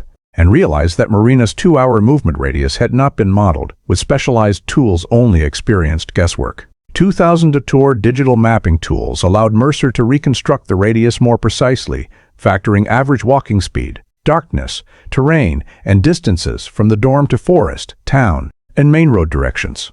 When these parameters were modeled, Mercer noted that several areas adjacent to campus in 1979 overlooked, due to complex terrain, had not fallen within the initial 1-mile radius zoning. He flagged this as investigative bottleneck number 1. The second bottleneck Mercer identified lay in suspect evaluation. The original Round 1 list included Victor Lorn, Evan Price, Lacey Morgan, and the unknown SUV driver, but the file noted all were neither fully cleared nor escalated. Mercer reread each statement and observed the emptiness of verification data. No positioning systems, no public surveillance video, no private vehicle traffic logs. He noted that 1979 alibi standards differed vastly from 2002, especially with unavailable time cross-referencing, micro-movement analysis, and behavioral profiling. Mercer recorded that failing to clear anyone also meant failing to focus on anyone, creating significant investigative fog. He labeled this investigative bottleneck number 2. The third bottleneck was the absence of any collected evidence suitable for later forensic analysis. With advances in DNA testing, fiber analysis, microtrace examination, and organic material extraction from clothing or items, Mercer realized that any surviving evidence in storage could reopen possibilities, but the file clearly listed no Marina belongings found outside the dorm. He marked this as investigative bottleneck number 3, yet also flagged the potential to recheck storage for overlooked samples compatible with new technology. After completing the overall analysis, Mercer evaluated reinvestigation feasibility using 2002 tools. He considered 3 new tool groups: DNA analysis on any retrievable samples from the file or supplemental scenes, historical vehicle registration cross-checks within the state to identify the blurry SUV, an application of modern spatiotemporal modeling to the timeline to pinpoint likely contact or pickup locations. Mercer noted in his report that 2002 tools could not retroactively create new evidence from nothing, but they could support restructuring. He particularly highlighted the possibility of re-reviewing all vehicle registrations in McKean County for 1979-1980, as the 2002 DMV system had been digitized, an approach impossible for the original team due to lack of electronic storage. Simultaneously, Mercer noted that reanalyzing statements with modern credibility assessment techniques and micro-inconsistency analysis could re-rank suspect attention levels. The re-evaluation report also addressed a reality. Marina Hale's case had no negative conclusion, nor evidence of voluntary departure. This prevented closing it as a runaway. The near-absolute mystery of the case led Mercer to assess that a blind spot in the file might still exist, unidentifiable. With this view, he proposed fully reconstructing the event map, re-examining every smallest gap, especially the initial 2 hours and the Southgate area where the K9 lost the scent. Within the cold case system, Marina Hale was rated medium feasibility reinvestigation, meaning no clear evidence warranted full reopening, but sufficient elements supported supplemental scene and witness reviews. Mercer concluded his analysis by stating that file PA79MH could be reconsidered with modern technology, but the method and scope needed clear definition before proposing formal reopening. Most importantly, he assessed whether the case could advance by supplementing data, and from a 2002 perspective, he determined it was not inaccessible, just not yet approached with the right tools. The file reanalysis particularly drew Detective Evan Mercer's attention to a small note in the storage catalog. Several micro-evidence samples recovered from the area adjacent to the South Gate, insufficient for legal value in 1979. This note had been deemed unimportant at the time due to limited analysis technology, but to Mercer, it represented the sole opportunity to apply modern DNA techniques. He immediately requested the archive section retrieve all suspected fiber scraps, hair samples, and soil adhering to materials collected during the initial searches. When the storage boxes were pulled from cold storage, Mercer visually inspected each bag before handing them to the state forensic lab. The samples were not numerous, mainly falling into 3 groups. 2 thin dark blue fabric fibers picked from grass near the South Gate boundary, a small cluster of reddish-brown hair mixed in dried leaves, and several soil samples adhering to unidentified fabric material. In 1979, technicians had recorded them as insufficiently connected to victim or suspect, but Mercer assessed that in the modern context, even a small DNA fraction could yield a breakthrough. The lab received the samples in early May 2002. Hair was prioritized because it potentially contained nuclear DNA. Technicians separated each strand, checking for intact follicles. Of 5 strands, only 2 had follicles. Both underwent standard long-term evidence DNA extraction, including multiple chemical cleanings to remove contaminants. The resulting DNA was processed through PCR amplification, then STR analysis to generate a full genetic profile. Upon completion, Mercer was informed the extracted DNA profile was stable enough for CODIS entry. However, the automatic comparison returned no match. No individual in the national database matched the hair sample. Mercer was not discouraged. He understood no match did not mean worthless. Creating an independent DNA profile meant any future matching individual could immediately be linked to the South Campus Gate area at the time of Marina's disappearance. This was a long-term asset and an achievement the 1979 team could not have obtained. Concurrently with hair analysis, technicians examined the 2 dark blue fibers. Under microscopy, they were identified as polyester cotton blend, typical of thin jacket weaves produced in the late 1970s. Though too small for precise garment identification, technicians requested touch DNA extraction to detect residual skin cells on the surface. Results showed DNA present but highly fragmented, sufficient only for sex determination, male. Full STR profiling was impossible. The sample was archived in the system under a unique code pending future technological advances. Mercer reviewed the results and concluded that while the samples lacked strength to identify a suspect, they held exclusionary value. Because the 1979 Round 1 suspect list, beyond Victor Lorn, included 2 others with minor campus conflicts, Evan Price and Lacey Morgan. In 2002, both remained alive in Pennsylvania, and Mercer decided to request voluntary DNA samples from them for comparison. Both agreed without objection, stating they had never been involved in Marina's disappearance and were willing to cooperate to end decades of suspicion. When the lab compared Evan Price's DNA to the hair follicle profile, results showed no match at any STR locus, fully excluding Price as the hair source. The subsequent comparison with Lacey Morgan's sample also returned no match, meaning the hair belonged to neither, significantly narrowing the suspect pool from the original list. Mercer recorded in his report that excluding minor suspects was a critical step in file restructuring, as it refocused investigation on primary threads rather than the broad spread of 1979. He concluded that in the old suspect list, only Victor Lorn and the unidentified SUV driver remained uncleared by modern data. Meanwhile, the soil samples underwent mineralogical and organic component testing to determine if they could trace to matching soil types around Bradford. However, soil adhering to the fabric was mixed with long decomposed organic matter, yielding only general conclusions: clay-rich soil with high mineral content, compatible with many areas around the Allegheny Forest and much of McKean County. The lab report stated clearly, specific geographic location cannot be determined from the soil sample. This did not greatly impact Mercer's direction, as his primary goal in retesting old samples was not geographic proof, but checking for direct DNA links to victim or identified individuals. Though results were not groundbreaking, Mercer recognized that these samples decades later had, for the first time, been entered into modern DNA databases, something entirely absent from the 1979 file. More importantly, excluding 2 minor suspects narrowed the scope considerably and reinforced the hypothesis that if Marina met foul play near the South Campus Gate, the person who contacted her was highly likely not among those examined in 1979, except Victor and the unnamed SUV driver.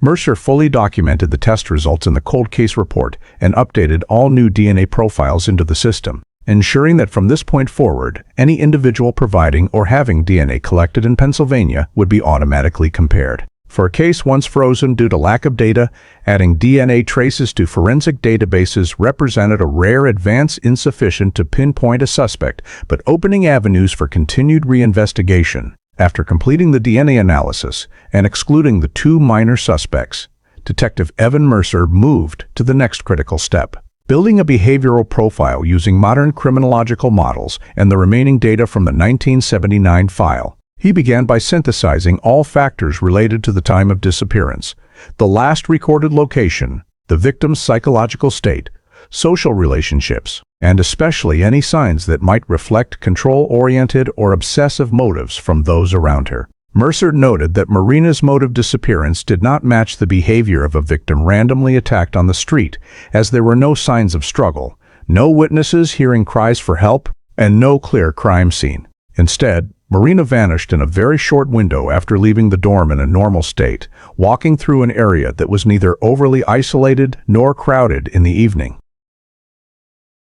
This suggested that whoever approached her had to be familiar enough for Marina not to react strongly or perceive immediate danger. Mercer constructed 3 behavioral models. Model 1, the perpetrator was a stranger acting opportunistically. Model 2, the perpetrator was a casual acquaintance with conflict or impulsive motive. Model 3, the perpetrator, was someone with an emotional or close relationship to the victim, exhibiting controlling or obsessive tendencies. When cross-referencing each model against the 1979 facts, Mercer progressively ruled out Model 1 due to the very low probability of a random abduction occurring in a small campus area with limited transient foot traffic. Additionally, there were no reports of strangers around the dorm that evening except for the unidentified SUV, but no evidence showed that vehicle engaging in immediate surveillance or approach. Model 2, the casually acquainted perpetrator with conflict, was considered in relation to Evan Price and Lacey Morgan. But the absence of any prior meeting or contact indicators before Marina's disappearance, combined with their exclusion via DNA analysis, dropped this model's fit to a low level. Mercer shifted focus to Model 3, which is common in disappearances involving young victims and unresolved romantic relationships. He re-examined all prior statements about Victor Lorn, the ex-boyfriend Marina intended to meet on the night she vanished. The roommate's information indicated Marina planned to talk in order to definitively clarify the relationship, while friends' statements noted that Victor did not accept the breakup and had shown controlling behavior. Mercer flagged this as an emotional control motive factor, one of the classic indicators of a perpetrator known to the victim. The 1979 file recorded Victor denying any meeting with Marina that evening, but no objective evidence proved or disproved his alibi. Moreover, Victor's timelines in Statement 1 and Statement 2 showed minor discrepancies. Although those discrepancies in 1979 were insufficient to charge, Mercer observed that time inconsistencies combined with a control motive could carry greater weight when viewed through behavioral analysis.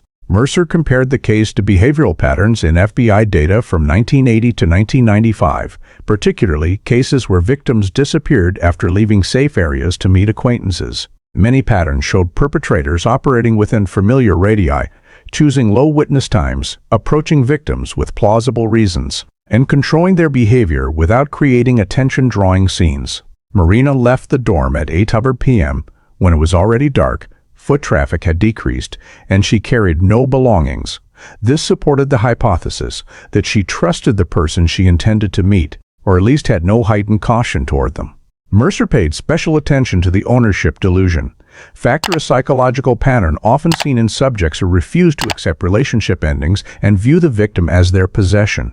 In the 1979 statements, one friend reported Victor saying, "Marina can't just leave like that," in a conversation before she started college. The statement was not enough to qualify as a threat, but in behavioral analysis it fell into the unresolved separation emotion expression category, a factor linked to escalation risk. Mercer synthesized all facts. The disappearance timing fit the known perpetrator model. The lack of struggle signs indicated the victim did not resist immediately. The 8 nows 1, 2, and descend immediately. Window provided enough time for an acquaintance to lure, control, or coerce the victim undetected, and, notably, the 1979 reports showed Marina had no plans to travel far or meet anyone else besides Victor. He recorded that in the current file, only one individual fully satisfied the elements of close relationship, control motive, unresolved emotional conflict, and unstable timeline. That was Victor Lorn. The initial conclusion of the behavioral analysis determined that the perpetrator was highly likely someone personally known to the victim, with a history of unstable emotional ties and signs of rejecting relationship change. Mercer assigned risk levels: likelihood of stranger perpetrator low, casual acquaintance medium low, emotional or close relationship perpetrator high. In the report to the cold case unit, he recommended elevating Victor to priority suspect status, not because of direct incriminating evidence, But because behavioral analysis and event modeling showed all factors converging in that direction, this was the first time in over 2 decades that a specific investigative direction had been reformed on a scientific behavioral basis rather than the intuitive guesswork of the initial phase. In July 2009, a prolonged drought in northern Pennsylvania caused water levels at Kinzua Dam to drop to their lowest in nearly 2 decades, exposing stretches of lake-bottom mud and rock that had long lain deep underwater. During a routine inspection of the shoreline area by the dam management team, a technician spotted a small silver object caught in cracked mud. Initially assuming it was scattered metal debris from camping activity, he picked it up. As the mud flaked away, it revealed a delicate chain with a teardrop pendant, engraved inside with the tiny letters MH. Recognizing the initials as matching those of a victim repeatedly referenced in a local cold case, the technician immediately contacted Warren County Police, the agency overseeing the Kinzua Dam area. The report was forwarded directly to the cold case unit, and within hours Detective Evan Mercer was on site at the lake. He determined the item could not have been discarded from the shore, as its location lay nearly 100 meters from the waterline when the lake was full. This suggested the necklace had been submerged for many years and only surfaced due to the severe drop in water level. Mercer sealed the evidence, sent it to the state lab, and requested expedited forensic examination. The lab cleaned it using enzyme solutions to preserve the metal structure and checked for microscopic skin cell retention in the clasped crevices. After 2 days of processing, technicians reported a very small but usable amount of DNA was recovered from the clasp area. This DNA was directly compared to Marina's stored hair sample and cross-referenced with family-provided DNA from years earlier. The results matched completely. For the first time in over 30 years, Marina Hale's disappearance had an authenticated piece of physical evidence bearing the victim's DNA trace, recovered from a location entirely outside the original search radius. Mercer immediately assessed the possibility of the necklace falling off or being swept from campus to Kinzua Dam, but the over 30-mile distance, complex intervening terrain, and lack of natural water flow connectivity made that scenario nearly impossible. This meant the necklace had to have been transported to the lake area through deliberate human action. Mercer requested the state hydrology team reanalyze flow maps around the lake to determine from which point an object could have been carried into shallow water and lodged there. Experts built flow models from the 1980s to the present, based on historical water level records, discharge gate positions, and annual sediment buildup. Results showed the necklace's exposure location aligned with a drop zone within 500 meters of the southeast shore of Kinzua Dam, an area without trails, rarely accessed, and mostly covered by dense forest. Mercer mapped a triangular disposal area zone, as the perpetrator likely tossed the item from a near-shore position, but far enough to avoid detection. He concluded this area did not overlap any route Marina could have traveled on her own. This further reinforced the hypothesis that the necklace was brought here by the perpetrator rather than carried during the victim's movement. In the analysis report, Mercer posed the question, who had the capability to transport Marina's item to such a distant location? The behavioral analysis suspect direction immediately resurfaced: the known individual with control motive, access to transportation, and time to deliver evidence to a remote site, and Victor Lorn matched all those elements. But Mercer did not rush to conclude. He needed clearer understanding of routes from Bradford to Kinzua Dam and whether the disposal area had any geographic links to 1979 suspect locations. While reviewing lesser-known forest paths in the Allegheny Range, Mercer spotted a faintly marked detail from the old file: the forest area connecting Kinzua Dam to the Johnsonburg Mine road system. In 1979, the investigation team had conducted only a preliminary survey of the mine, deeming its structure suitable for concealing a person or evidence, but lacking specific indicators for excavation. When overlaying the necklace location onto the mine route map, Mercer realized the southeast lake shore was the closest point between the lake and the secondary roads leading up to Johnsonburg. This suddenly brought the mine previously deprioritized, for lack of evidence, back into play as a logical link in the perpetrator's movement model. Mercer analyzed it if the perpetrator had taken Marina or evidence to the mine area forest and later moved toward the lake to dispose of some items.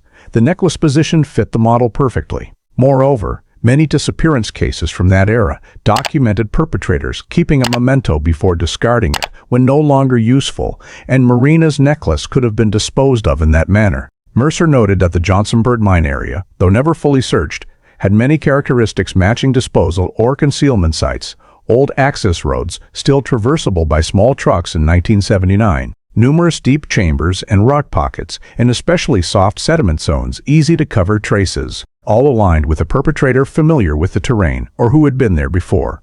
With the Kinzua Dam discovery, the investigation for the first time had physical evidence pointing to a specific geographic direction, and that direction looped back to the very place previously dismissed for lack of proof, Johnsonburg Mine.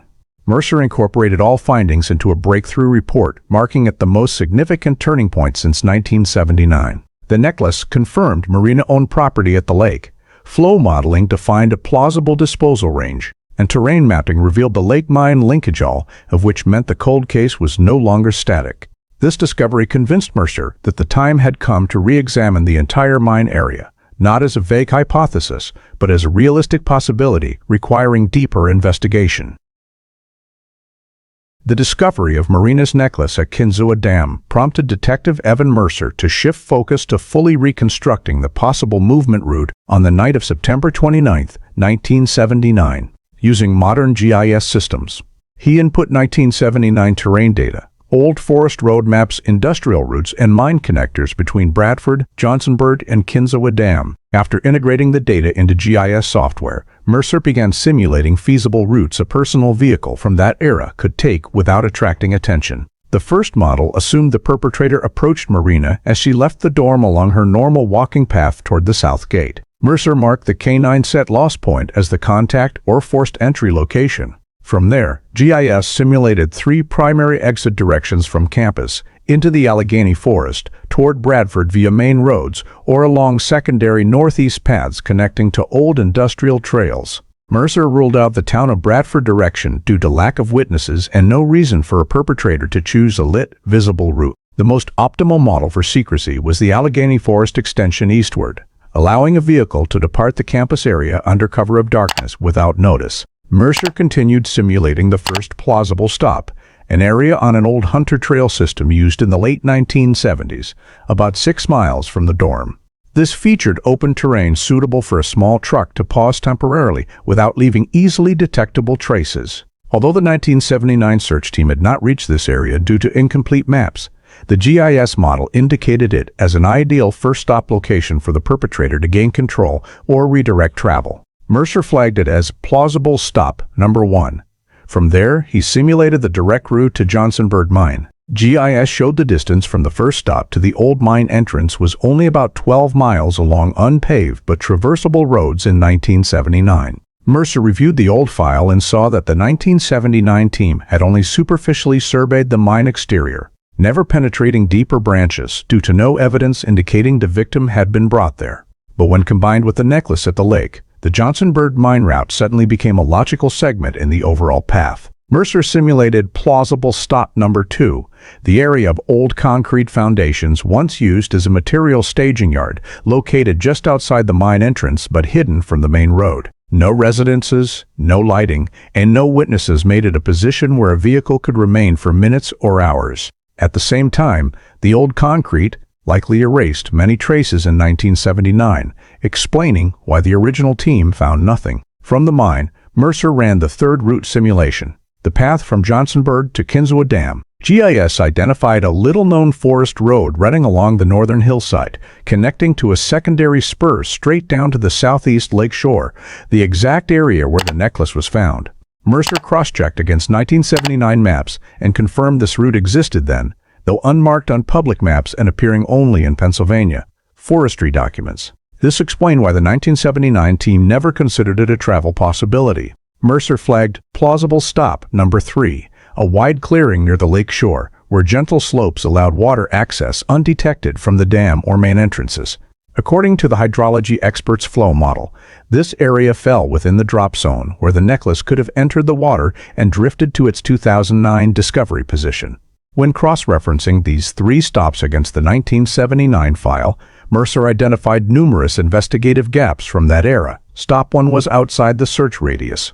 Stop 2 received only cursory inspection, and Stop 3 was unidentified because the lake had not dropped low enough then. This led him to conclude that the GIS modal route was not only plausible but likely reflected the perpetrator's actual path. Mercer compiled the overall route map, dorm, south gate, Forest Trail area, Johnsonburg Mine, southeast Kinzua Dam shore.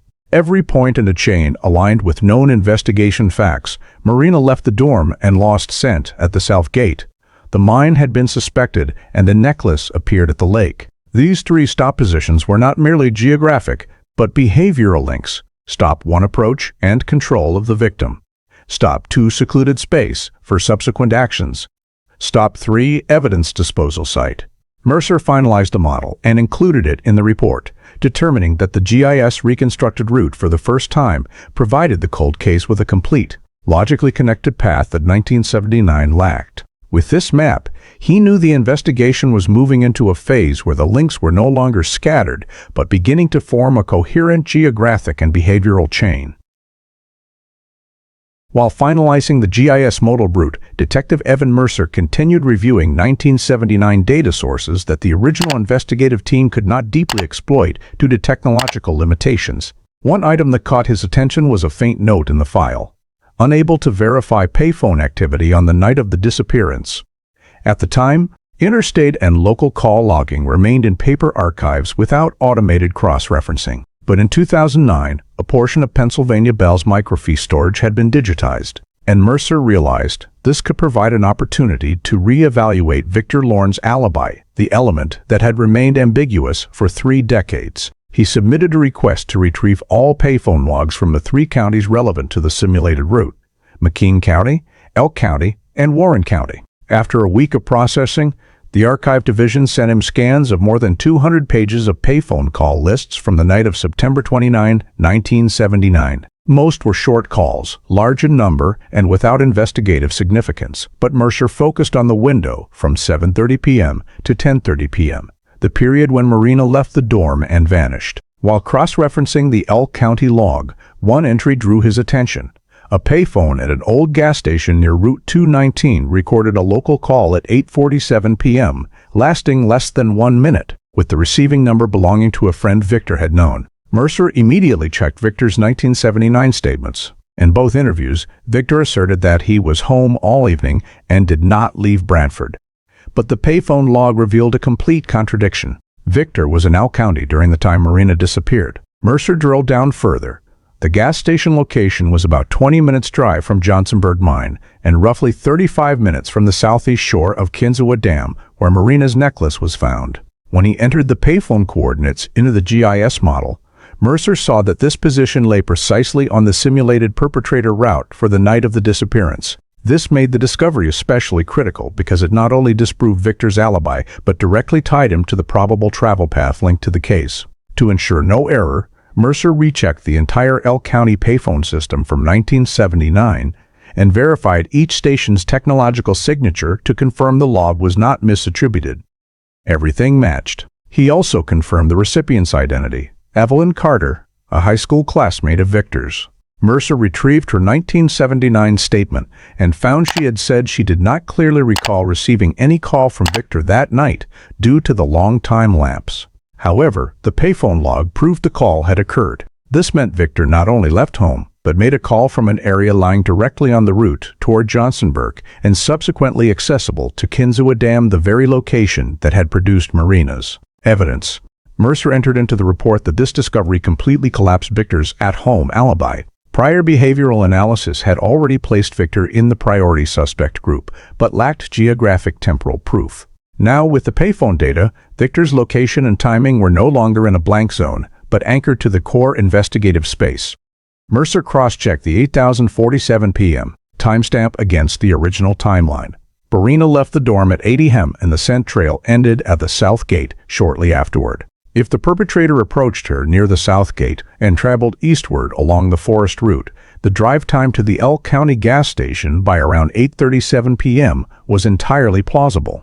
Based on 1979 average speed mapping, the distance from campus to the payphone location corresponded to 40 to 45 minutes, matching the call log with unusual precision. Mercer flagged this as the strongest time-space coincidence to date.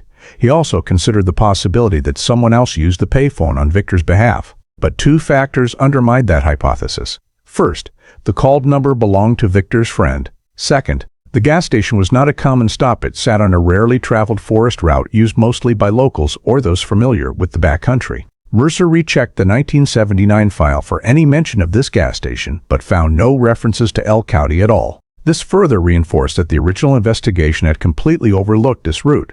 In the internal report, Mercer wrote, 1979 payphone data recovered in 2009 directly contradicts Victor Lorn's statements in both interviews. This is no longer a minor discrepancy, but evidence of a fabricated alibi. He added that Victor's presence near Johnsonburg and Kinzua Dam in real time during the disappearance window made him the only individual linked to the entire behavioral route simulated by GIS. Based on the new evidence, Mercer updated the suspect diagram. Victor was elevated to primary suspect status for the first time since the file was reopened. The payphone data, combined with the GIS route model and the necklace discovery, formed a triad of interconnected elements, something the 1979 file entirely lacked. Mercer immediately prepared the next report to guide the subsequent investigative phase because from the moment the payphone was confirmed, the case was no longer in a theoretical behavioral state, but had concrete time-space data that demanded field verification. After the 1979 payphone data collapsed Victor Lorn's alibi, Detective Evan Mercer continued reviewing civil and commercial records inaccessible during the original investigation. He paid particular attention to a behavioral profile observation. The perpetrator was highly likely to have prepared in advance, as the long-distance movement, use of forest routes, and selection of suitable stop points all indicated calculation rather than impulsive action. Mercer asked, if the perpetrator prepared, might there be traces of purchasing supporting tools shortly before Marina's disappearance? With that hypothesis, he requested purchase receipts from hardware stores, farm supply shops, and gas stations selling camping gear in McKean County and Elk County during the last week of September 1979. The storage system was incomplete because most receipts from that era were carbon paper records, but some businesses retained monthly sales ledgers that were later microfilmed for audit purposes. When Mercer examined the ledger of a small farm supply store in Bradford, he found nothing noteworthy. However, when he moved to Elk County, the area tied to the payphone call, he discovered a distinctive entry in the sales log for September 26, 1979, one folding shovel, 150 feet nylon rope, one mini flashlight box. The three items were purchased in cash, with no name recorded, but the receipt bore the clerk's initials from that time. Mercer immediately cross-referenced the product descriptions with the behavioral model, a perpetrator traveling through forest routes, possibly stopping at Johnsonburg Mine and later reaching Kinzua Dam, would very likely need compact tools for digging, covering, pulling, or handling evidence. A folding shovel, commonly used in camping and military applications, was the most fitting item for quick digging in forest soil. Nylon rope, lightweight, durable, waterproof, could serve multiple purposes, securing items, dragging heavy objects, tying, or moving something in darkness. A mini flashlight essential for navigating low-light areas such as mine tunnels or lake shores. When he placed these three items into the route model, Mercer observed near-perfect compatibility with the GIS-identified stops. At plausible stop number 1, the forest trail area, the folding shovel could have been used to create a temporary concealment or hide small items. At stop number 2, Johnsonburg Mine, the rope and flashlight were the two most suitable tools for a dark, rock-pocketed space requiring careful movement. And at stop number 3, the southeast Kinzua Dam shore, the rope could have assisted in lowering an item near the water. When Mercer input the purchase list into analysis software, the system assigned a very high behavioral fit score, as these items were rarely bought together unless the purchaser had an outdoor or rugged terrain plan. He rechecked the 1979 statements to see whether Victor had ever mentioned buying tools or going camping, but all of Victor's statements denied leaving home and denied any preparatory activity. This made the receipt an especially striking piece. Mercer tracked down the clerk who initialed the receipt. After verifying old personnel records, he identified Thomas Noren, who worked at Elk Supply from 1975 to 1981. Mercer located Thomas, now retired.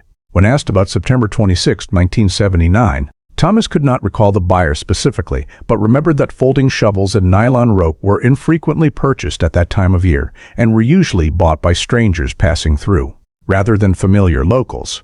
Thomas also noted that the store sat directly on the route Mercer had modeled for the perpetrator. In 1979, customers from Bradford or Johnsonburg sometimes stopped there while traveling through Elk County. Although the buyer could not be identified, Thomas's information reinforced the likelihood that the tool purchase related to inter-county travel, consistent with the perpetrator moving from Bradford to the Forest and then to Johnsonburg. Mercer entered the purchase data into the cold case file and compared it against the suspect list. Among all individuals considered in 1979, only Victor Lorn had a suitable personal vehicle, had traveled through Elk County, and had an unresolved emotional motive. The purchase in Elk County 3 days before the disappearance, at a time when Marina told friends she needed to end things definitively with Victor, created a notable temporal axis. Mercer noted, if the perpetrator prepared in advance, purchasing tools just days before the disappearance fits the planning model. With the receipt information, Mercer updated the behavioral analysis table for the second time, incorporating the pre-behavior preparation factor characteristic often seen in individuals who feel loss of control in a relationship and attempt to engineer circumstances for decisive action. When combining all data, the Elk County payphone call, the GIS route model, the behaviorally compatible tool purchase, and Victor's complete denial of any activity outside the home, Mercer determined that the coincidences were no longer random. The purchase of a folding shovel and nylon rope not only fit the behavioral model, but aligned with the entire geographic structure of the case. Mercer wrote in the report, the Elk County receipt of 9/26/1979 is an indicator that the perpetrator prepared for action in a short window leading to Marina Hale's disappearance. The behavioral fit of the items to the GIS modeled stops is very high, making it highly noteworthy that these were tools serving the offense. This was the first time since the file was reopened that Mercer saw a preparatory behavioral chain perfectly matching geographic, temporal, and personal suspect elements. In early 2013, when Marina Hale's file was referenced during a cold case workshop in Pennsylvania, Detective Evan Mercer received an unexpected call from a former University of Pittsburgh at Bradford student from 1979. The caller, Harold McRae, was then a sophomore, living in a dorm building 2 rows from Marina's. He said he had read news about the 2009 cold case expansion and the recent Kinzua Dam necklace discovery, which brought his memories of the night Marina vanished back with unusual clarity compared to his 1979 interview. Mercer arranged an in-person meeting that week. During the interview, Harold admitted he had been questioned in 1979, but withheld important information because he wasn't certain and feared getting pulled into the case. This time, he said his memory had sharpened after reading recent articles, especially about the route leaving campus. He recounted that around 8:15 p.m. that evening, while standing in the hallway outside the south dorm to smoke, he saw a dark-colored vehicle driving slowly toward the south gate. The driver, according to Harold, looked very much like Victor Lorn, whom the entire campus knew as Marina's ex-boyfriend because the two had been seen together frequently. Mercer immediately cross-checked this description against the original file. In 1979, Victor had stated he was home all evening, did not leave Bradford, and did not come to campus. If Harold's identification was accurate, this statement was refuted at the very start of the timeline, not only because Victor appeared on campus, but because the sighting time matched Mercer's GIS modeled timeline precisely. Mercer continued asking Harold whether he remembered the license plate or vehicle type. Harold said it might have been an old pickup or station wagon, because the rear was long and there was mud caked under the chassis. This aligned with the forest dirt road Mercer had simulated in the route analysis. Although Harold could not be certain of the plate due to darkness, he recalled one detail. The vehicle came from the east parking lot direction before circling down to the south gate. This was the movement direction Mercer had identified in the GIS model as the optimal approach to the victim without drawing attention, and, for the first time, a witness confirmed it in testimony. Mercer noted that the detail about the vehicle's path was especially significant, because according to the GIS simulation, the perpetrator could have parked in the least lit section of lot number 2, approaching the south gate. Harold had no knowledge of this, yet his account matched directly. When Mercer asked about the driver's demeanor, Harold said Victor seemed to be looking around constantly, unlike a typical student driving normally on campus. Mercer recorded this as behavior consistent with someone waiting or searching for another person. To test reliability, Mercer asked Harold to re-describe the vehicle's path. Harold pointed directly at the campus map and traced a route nearly identical to the GIS model. The vehicle passed along the small east loop, paused for a few seconds near the dorm, and then slowly advanced toward the south gate. This alignment led Mercer to rate the statement as highly credible. especially since Harold had no knowledge of the technical details in Mercer's simulation. When reviewing the 1979 file, Mercer saw that Harold had been interviewed but stated he didn't see anything important, possibly because nothing had jogged his memory at the time, or he believed seeing Victor was insignificant. Now, in the context of discoveries over the past decade, Harold's testimony had become extremely relevant. Mercer asked about timing. If Victor appeared on campus at 8:15 p.m., and a payphone call was made from Elk County at 8:47 p.m., the movement model was entirely reasonable. The time from the South Gate to the Elk County gas station via the forest route was about 30-35 minutes, matching Mercer's earlier analysis. Thus, Harold had inadvertently filled the most critical time gap. Victor was present on campus exactly when Marina left the dorm. Mercer further tested Harold's memory by asking him to describe Victor's 1979 appearance. Harold described shoulder-length hair, a dark jacket, and Victor's habit of tilting his head while driving. Mercer compared this to 1979 photos of Victor and found complete correspondence. Notably, the Brown family Cooper station wagon registered to Victor at the time, information Harold could not have known, was also in archived DMV records, showing a vehicle size and shape matching Harold's description. Mercer concluded this was not a vague statement, but one of the most valuable pieces yet, because it not only aligned with the GIS model but reinforced the tool purchase receipt and payphone call findings. In the internal report, Mercer wrote, Harold McRae's statement is the first to provide a direct visual link, placing Victor Lorn on campus during the victim's disappearance window. This is evidence proving Victor's original alibi was inaccurate. This testimony helped Mercer complete the behavioral and geographic structure. Victor appeared on campus, approached the South Gate area, picked up or forced Marina into the vehicle, left via the Allegheny Forest route, and was in Elk County less than an hour later. This was the first time the GIS-constructed 1979 movement path was confirmed by real-world witness observation on the night Marina disappeared. Mercer entered the statement in the cold case file as a pivotal element, proving that the 1979 movement simulation was not merely hypothetical, but reflected actual events. After receiving Harold McRae's new statement, Detective Evan Mercer decided to revisit a key data source that had been downplayed in the original investigation, Victor Lorn's two 1979 statements. With advances in forensic linguistic analysis and deception detection models based on sentence structure, Mercer input Victor's full statements into a specialized system to evaluate truthfulness based on linguistic markers, temporal index shifts, information scope, and typical evasion patterns. The analysis results showed multiple abnormal sentence forms and vocabulary patterns, labeled by the system as high-risk deception. First, Victor's Statement 1 had a very high frequency of subjectless phrases such as, I think, maybe I guess, whereas statements about normal daily activities by an individual typically feature clear, definitive structure. These phrases appeared especially often in the 7:10 p.m. to 9:30 p.m. window, the period directly tied to the disappearance. Mercer noted that avoiding absolute time specification is one of the most common markers of concealment behavior.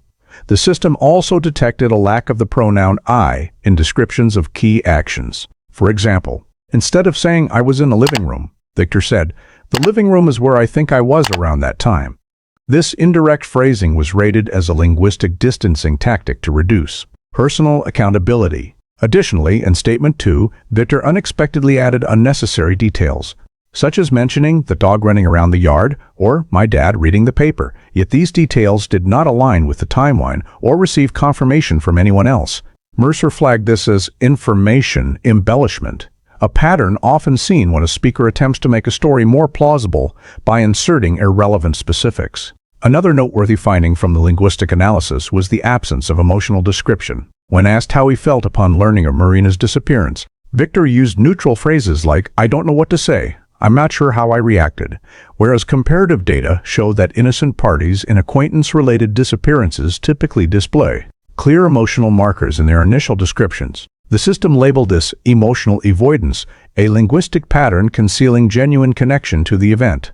Mercer also observed that when asked whether Marina said she was meeting him, Victor used redirecting phrases such as, maybe she misunderstood, I don't remember exactly, instead of a firm denial or brief explanation. Forensic linguists note that such circumlocutory responses often appear when a speaker tries to avoid direct falsehoods, instead choosing wording that leaves room for later correction.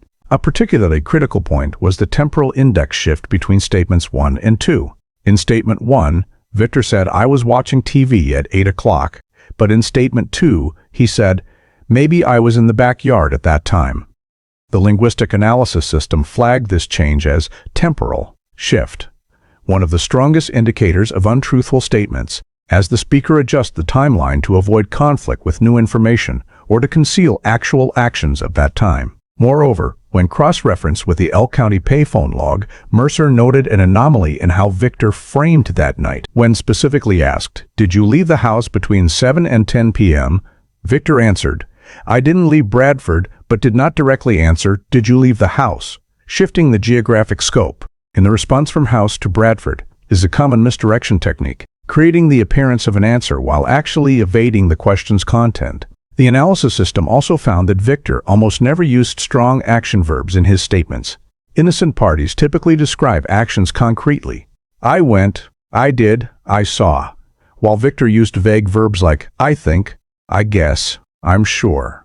This reduced the statement's authenticity and reinforced the assessment that he deliberately avoided detailing real actions. Mercer also noted that Victor employed virtually no strong negations, such as, "I definitely did not meet Marina," instead saying, "I don't recall meeting her," or "I don't think I met her." This weak negation pattern in forensic linguistics is commonly recorded in cases where the speaker avoids outright lies, opting instead for wording that preserves deniability for later adjustment. When the system assigned a deception index, Victor's statement scored high suspicion, driven primarily by temporal sequence changes, evasion language, lack of specific action description, omission of subject pronouns in key segments, and insertion of extraneous details. Mercer cross-referenced these linguistic analysis results with the new data. Harold's witness statement confirmed Victor's presence on campus at the suspect time. The payphone log placed Victor in L County. The tool purchase receipt showed pre-Offin's preparation.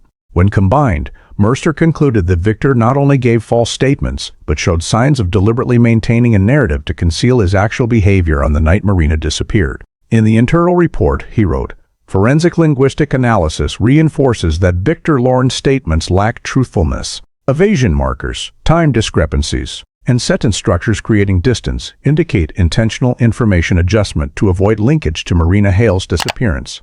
This step strengthened Mercer's suspicion, establishing that the deception was no longer speculative but quantifiable through scientific linguistic tools. The forensic linguistic analysis confirming Victor Lorn's high level of deception prompted Detective Evan Mercer to refocus on the area rated as having the highest probability in the movement model, Johnsonburg Mine. This was the site that received only a preliminary survey in 1979, but lacked advanced technology to detect buried pits or long-term disturbed soil. With the advancements in scene survey technology by 2013, Mercer decided to deploy GPR and ground-based LiDAR scans to identify geological distortions or subsurface voids, invisible to the naked eye. Before beginning, Mercer input 1979 terrain data into the GIS model to pinpoint locations where geological features might have changed over time. Areas of old concrete foundations and leveled ground from industrial activity in the 1960s-1970s were prioritized because they could naturally mask burial traces.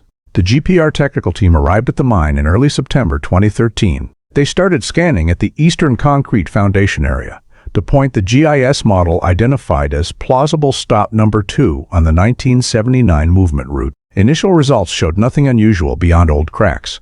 However, as the team gradually moved toward the open ground adjacent to an old slope edge, the GPR screen began displaying inconsistent return patterns in the form of deeply compacted soil, a signature that can appear when ground has been excavated and refilled.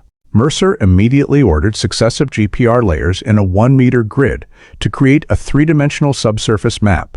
After nearly 2 hours of scanning, the map revealed a rectangular structure approximately 1.4 meters long, nearly 0.6 meters wide, and 70 to 90 centimeters deep. This return pattern differed from the surrounding natural geology and matched the profile of a human or large object burial pit as described in late 1970s cases. Notably, the base of the compacted zone showed mixed scatter signals, suggesting the presence of non-soil material, possibly fabric, wood, or degrading metal. Mercer directed the team to expand the scan to the western and northern edges to determine whether the structure connected to old tunnels. Ground LiDAR was used to build a hyper-detailed terrain model within a 20-meter radius around the compacted zone. When LiDAR data was overlaid with GPR, a critical conclusion emerged. The compacted soil lay precisely on the old transport road leading into the secondary mine entrance described in 1979 as a little-known access point. This drew Mercer's particular attention because his GIS model perpetrator route also indicated possible use of this secondary path due to its low visibility. Furthermore, behavioral analysis showed the perpetrator was likely to choose a location away from the main entrance, yet close enough for easy movement. GPR results also revealed layered compaction in the zone, meaning the soil may have been excavated once and then unevenly tamped down, a feature typical of hasty manual burial. The timing of the event, late night at the end of September 1979, perfectly aligned with the use of a folding shovel, one of the tools Mercer had traced from the Elk County receipt. Discovering the compacted zone in this area convinced Mercer that he had located the first tangible field indicator potentially tied to Marina Hale's disappearance. He ordered deeper, low-frequency GPR scans to identify larger objects buried farther down. The deep scans detected a similar void block signal at approximately 90 to 100 centimeters below the surface, too small to be an old mine shaft, but consistent with a long-sealed burial pit. Mercer requested outline analysis of the pit, and the three-dimensional simulation showed unnaturally curved walls characteristic of hand tool excavation rather than natural erosion. When this data was overlaid onto the GIS model route Victor likely traveled, Mercer saw the compacted zone sat directly on the axis between plausible stop number 1 and stop number 3. This was the axis Mercer had rated as the highest probability for a pause processing then continued movement sequence. The alignment convinced him the compacted zone was not random, but genuinely connected to the perpetrator's process of removing Marina from campus. Mercer immediately prepared the excavation warrant application. He compiled 3 main elements for submission to the prosecutor's office. 1. GPR data showing a clearly shaped compacted zone matching manual burial pit profiles. 2. The zone's position directly on the probable perpetrator route. And 3. Behavioral modeling combined with tool purchase evidence indicating pre-offense preparation for digging and burial. In the warrant request report, Mercer stated, "Modern geophysical data reveals the presence of an anomalous structure contemporaneous with Marina Hale's disappearance. This structure is consistent with evidence disposal behavior and is located at a site directly linked to the primary suspect's movement model." He knew an excavation order could not be granted on speculation alone. It required clear scientific grounding, and the GPR data provided exactly that. When the file was finalized, Mercer designated the Johnsonburg compacted zone as the priority site for the next investigative phase for the first time since 1979. A sufficiently strong field indicator had emerged, one that could lead to the breakthrough the case had awaited for over 3 decades. When the GPR data at Johnsonburg confirmed the existence of a compacted soil structure consistent with a manual burial pit, Detective Evan Mercer understood the time had come for a third confrontation with Victor Lorn. The objective of the session was not to charge him immediately, but to test Victor's reactions when confronted with the full chain of new evidence from the 1979 route simulation. The Elk County payphone log, the tool purchase receipt, Harold McRae's witness statement to the Kinzua Dam necklace discovery. Mercer scheduled the meeting for mid-October 2024 at the Cold Case Unit office, with a second investigator present to observe body language. From the moment Victor sat down, Mercer noticed restlessness in his posture, contrasting sharply with the confidence he displayed during the 2 1979 interviews. Mercer began by representing the entire 1979 timeline, not verbally, but via a GIS map projected on screen. He pointed to the campus, Southgate, Forest Route, Johnsonburg, and Kinzua Dam, then asked Victor to confirm whether he had ever traveled any of those routes at the end of September that year. Victor responded with a familiar line, "I already told you, I was home that night." Mercer immediately produced the Elk County payphone log showing the 8:47 p.m. call from the gas station Victor had frequented in high school when hunting with friends. When juxtaposed against the claim of never leaving Bradford, Victor appeared flustered and said only, "I don't remember making that call." Mercer emphasized that memory can be hazy, but phone records cannot lie, especially archive logs directly from Pennsylvania, Bell's system. After several seconds of silence, Victor offered a clumsy explanation that someone else might have used the payphone and called my friend, but Mercer pointed out that the recipient confirmed a young male voice and the payphone was in a remote area few people knew while Victor grew up in Elk County. When Mercer moved to the September 26, 1979 tool purchase receipt, Victor denied buying the folding shovel and nylon rope, saying he never went camping at that time. Mercer countered by noting that the store clerk had described the buyer as a tall young man, shoulder-length hair, a description that perfectly matched Victor's 1979 photos. Though not absolute proof, it was strong enough to dismantle his blanket denial. Mercer then presented Harold McRae's statement of seeing Victor's vehicle leaving campus at 8:15 p.m., coinciding with Marina's disappearance. Victor tried to dismiss it by saying Harold must have misremembered, but Mercer displayed the GIS simulation showing that the route Harold described from the east parking lot down to the south gate matched exactly the optimal perpetrator path. This alignment made Victor's denials increasingly fragile. When Mercer asked, "Why were you on campus right after Marina left the dorm and then 30 minutes later in Elk County?" Victor only replied, "I don't know, I don't remember. There might be some confusion." Mercer recognized this as a sign of collapsing defenses. He pressed further by showing images of Marina's necklace found at Kinzua Dam. Upon hearing that DNA confirmed it belonged to Marina, Victor showed clear tension. Mercer asked directly, "How do you explain the only item Marina was carrying appearing in a location only reachable via the route tied to you by phone records and witness testimony?" Victor lowered his head but offered no plausible explanation, merely repeating, "Maybe someone found it and threw it there." Mercer countered immediately. Lake levels in 1979 never dropped low enough for anyone to toss something to that position. The necklace was at a depth only possible if disposed of on the night of the disappearance. Pushed to that point, Victor began shifting to defensiveness, no longer maintaining the cooperative demeanor of his earlier interviews. Body language cues avoiding eye contact, constant hand movements, lip-licking all indicated high stress. The second investigator noted Victor entering strategic silence mode, a common response when a suspect realizes every explanation conflicts with hard evidence. Mercer knew this was the critical moment to assess flight risk. After the confrontation ended, he prepared a risk assessment file. Victor had no stable employment, no legal ties, good health, and a history of interstate movement in recent years, factors elevating flight risk if he sensed the investigative net tightening. Mercer also recorded that Victor showed particular wariness when the Johnsonburg Mine GPR survey was mentioned. His unusual silence at that point convinced Mercer that Victor understood exactly what the site meant to the investigation. All elements, location matches, timing matches, physical evidence, payphone log, tool receipt, witness statement, and linguistic deception markers now formed a powerful indirect evidence chain. In the report to the prosecutor's office, Mercer wrote, "The suspect cannot explain any of these coincidences. Their combination entirely rules out randomness." Finally, he recommended the next step, obtaining a temporary arrest warrant based on flight risk and direct evidence of deception tied to Marina Hale's disappearance.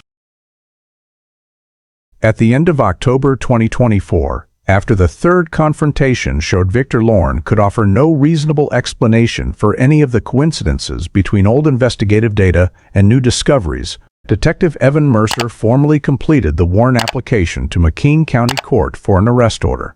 The file, over 200 pages, was organized into three main evidence groups: physical evidence, witness testimony, and behavioral geographic analysis, all aimed at proving Victor not only lied in his statements but was present at every key point of Marina Hale's disappearance. Mercer opened the file with the strongest physical evidence, Marina's necklace recovered at Kinzua Dam, bearing DNA matching family samples and determined to have been submerged since the late 1970s. He emphasized that this item could not have appeared at that location on its own, and could only have been transported there by someone controlling Marina or her belongings.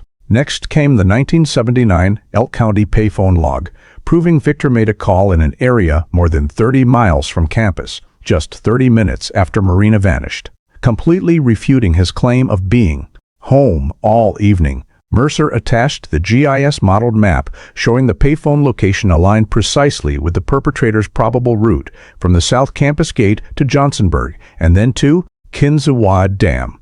The second evidence group was witness testimony. Harold McRae's statement seeing Victor's vehicle leaving campus at 8:15 p.m., was presented and cross-referenced with Victor's 1979 vehicle description in DMV records.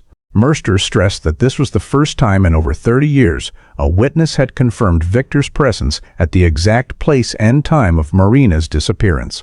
The court paid special attention when Mercer attached the campus map proving Harold's described route matched Mercer's GIS model of the perpetrator's path exactly. The third evidence group rested on behavioral analysis and pre-offense preparation data. Mercer presented the September 26, 1979 Elk County receipt for a folding shovel, nylon rope, and mini flashlight purchased 3 days before the disappearance at a store Victor had frequented. He argued that these items matched the behavior of someone intending to dig, conceal, and transport an object under cover of darkness. The forensic linguistic analysis of Victor's statements was also included, highlighting numerous deception markers, subject pronoun avoidance, temporal shifts, irrelevant detail insertion, and weak denials. Mercer concluded that Victor's language exhibited characteristics of deliberate narrative reshaping to avoid direct linkage to Marina. Finally, Mercer presented the Johnsonburg GPR data, images of a deeply compacted zone matching manual burial pit profiles dating back decades. The zone's location lay exactly on the GIS-modeled perpetrator route, reinforcing the argument that Victor used the area as a critical stop in processing the offense. McKean County Court took 3 days to review the entire file before issuing its decision. In the approval memorandum, the judge wrote, "The chain of evidence linking time, place, physical items, and behavior forms a coherent system that excludes randomness. The suspect's conflicting statements, presence at key locations, and inability to explain victim DNA-bearing evidence provide sufficient grounds for approving the arrest warrant." When the warrant was signed on November 2, 2024, Mercer organized the arrest team in coordination with local patrol units.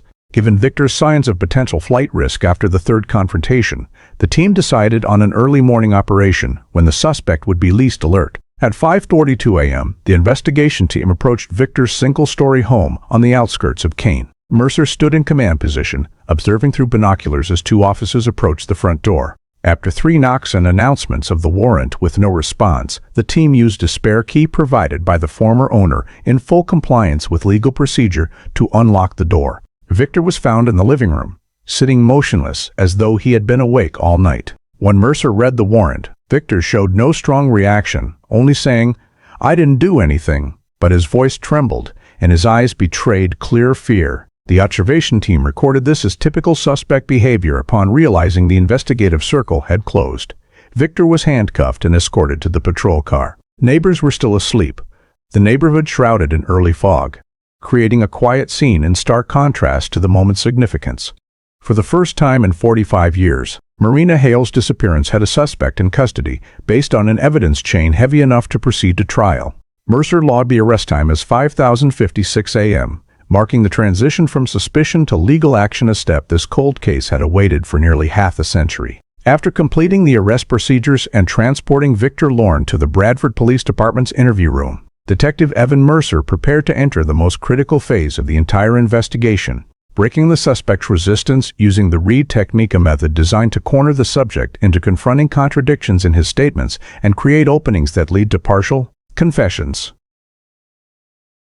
Victor was placed in room 2B at 7:45 a.m., hands still cuffed in front, his thin jacket disheveled from being awakened without time to mentally prepare. Mercer entered slowly, placed a thick file folder on the table, but did not open it immediately, a deliberate action to create implicit threat. Before starting, he allowed several seconds of silence to observe Victor's reactions. The subject avoided direct eye contact, his jaw clenched and right foot twitching, slightly clear signs of internal stress. Following Reed Step 1, Mercer opened the interview by firmly stating they had complete data and were not there to speculate. Without asking open questions, he said directly, "We know you were in Elk County the night Marina disappeared. The payphone record confirms it. And we also know you left campus right after 8 p.m. Victor immediately responded with mechanical denial, "I'm not involved." "I already told you." Mercer did not counter with argument. Instead, he moved to Reed Phase 2 confrontation and presentation of contradictions in a way that forced Victor to choose between 2 scenarios, one always worse than the other. He slid a photo of Marina's necklace across the table and said, "The only thing missing is the reason you were part of that chain of events. How you participated could vary unintentionally or intentionally, but your presence is undeniable." Victor was silent for several seconds, then repeated in a lower voice, "I didn't do anything. I wasn't there." Mercer observed the drop in volume and change in breathing, the first sign that Victor's certainty and denial was weakening. Read Step 3 Isolation was deployed when Mercer moved closer to the table and gently placed the GIS modeled route folder on top of the necklace photo. "Do you know what this means? We've traced the route of a vehicle matching yours. A witness confirmed it. Not everyone noticed, but you left too many matching details." Victor began looking at the folder, even if only briefly. Mercer noticed and pressed harder. "If you don't talk, the court will see that as intentional concealment. But if you explain why you were there, that's different. You have the chance to give your version before everything gets interpreted in the worst possible way for you." Victor's refusal at this point was no longer as forceful as at the beginning. He avoided Mercer's gaze, but no longer avoided looking at the photos. A significant psychological shift. Mercer shifted to an open-choice tactic, presenting two scenarios. Either you got pulled into something you didn't anticipate, or you planned it. We're trying to understand which is closer to the truth. Victor immediately countered, "I didn't plan anything." Mercer seized the opening. "Good. So you confirm you were there that night, but without prior planning?" Victor froze, lips tightening as though realizing he had just stepped into a trap, but it was too late. Mercer did not allow retreat, continuing the pressure. "We know you bought a folding shovel and nylon rope 3 days before the incident. If that wasn't preparation, give another reason. What did you buy them for?" Victor did not answer. Instead, he took a deep breath, gripped the table edge, clear signs of wavering. Sensing the psychological shift, Mercer delivered the next blow. Harold McCrae's detail of seeing Victor's vehicle leaving campus. "Victor, you need to understand this. When others can confirm you left campus and you deny it, you're only making your situation worse. No one remembers every detail after 40 years unless it really stood out, and your vehicle's appearance did stand out." At this point, Mercer saw Victor's defenses softening. He shifted from outright denial to vague defensiveness. I don't remember." 40 years. Who remembers everything? Mercer viewed this as a retreat from "I didn't do anything" to "I don't remember," and he needed to exploit that gap to push the subject toward admitting presence at key time points. He softened his tone, feigning empathy. "No one is asking you to admit something you didn't do, but you were there that night. That much is clear. Whether it was intentional or not is what we're trying to clarify before reaching heavier conclusions." Shifting from accusation to apparent sympathy is a classic Reed technique to reduce confrontation. Victor began lowering his head, avoiding Mercer's eyes. After nearly 2 hours, he spoke the first concessional words. "I did drive out, but it had nothing to do with her." Mercer immediately locked in the admission. "You confirm you left campus around 8 p.m.? Victor hesitated. "Possibly, maybe around then." Mercer did not press further immediately, but allowed prolonged silence, a psychological pressure tactic that makes suspects feel compelled to fill the void. "Indeed," Victor continued, "I just needed to get out for a while. I was stressed. I didn't meet Marina." Mercer knew this was the critical moment to introduce evidence strategically. He placed the Elk County payphone photo on the table and calmly asked, "Did you make a call from this payphone?" Victor exhaled heavily, trying to maintain composure. "I might have called, but it had nothing to do with Marina." Mercer pressed. "You called right in the window. Marina disappeared. Now you say that's just coincidence." Victor nodded slowly but without conviction. Mercer added, "We can prove the route you took, but we want to hear it from you before everything gets interpreted in the worst possible light for you." Victor's hands began to tremble, and for the first time in the interview, he whispered, "I was outside campus. I was near the forest, but I didn't do anything to her." Mercer had achieved the most important read, objective, breaking absolute denial and forcing the suspect to admit presence at the scene, an opening that unlocked subsequent interview phases. After more than 4 hours of continuous interrogation, after Mercer methodically broke through Victor's final layer of defense using the Reed technique and an irrefutable chain of evidence, Victor began shifting from a defensive, withdrawn state to one of cognitive release. His eyes no longer avoided contact, but stared fixedly at the photos on the table, as though weighing whether to continue his silence or fully confront what he had hidden for 45 years. Mercer seized this precise psychological signal, allowing the silence to stretch, then spoke softly but firmly. "You said you were near the forest. You said you left campus. So where did you go after that? The simple yet direct question made Victor swallow hard, his hands clasping together in an effort to stay calm. After a long pause, he answered in a hoarse, almost defeated voice, I drove toward Johnsonburg. Mercer did not react immediately. He waited to see if Victor would expand on his own. And exactly as the psychological model of a suspect cornered with no retreat predicted, Victor continued, this time more clearly, she went with me. Mercer took advantage, sliding the map of the Johnsonburg route, where the GPR team had detected the anomaly onto the table without a word. Victor looked at the map, closed his eyes as though recalling, then whispered, I didn't intend for things to go this far. I just wanted to talk to her. Mercer did not respond to the justification. Instead, he gently pushed the photo of the Johnsonburg mine toward Victor in action sufficient to make him understand there was no longer any way to conceal. And finally, Victor spoke fully. I took her to the abandoned mine, the east entrance. I thought no one would pass by. Mercer asked briefly, why choose that place? Victor clenched his hands, his voice catching. Because no one would look there. I knew the place from when I was a kid. We used to go in and play. I knew there were old pits, soft soil, places no one notices. This was the first time Victor admitted not only his presence, but also the deliberate selection of a disposal site, a critical component of a complete confession. Mercer moved to the central question, where in the mine did you take her? Victor took a deep breath, then pointed at the map. Right here, about 300 meters from the east entrance, there's a drop-off hollow where the soil eroded that year. I dug part of it in advance. Not much, just in case. Mercer recorded every word, his eyes never leaving Victor. When did you dig? Victor replied. In the afternoon, 2 days before she disappeared. I brought the folding shovel. I didn't know what I would do, but I prepared. Mercer understood that this admission aligned perfectly with the receipt data and GPR findings, the strongest confirmation yet that Victor had no remaining avenue of escape.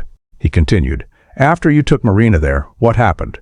Victor trembled visibly, cold sweat beading on his forehead. We argued. I wanted her to come back to me. She said no. She said she was afraid of me. I lost control.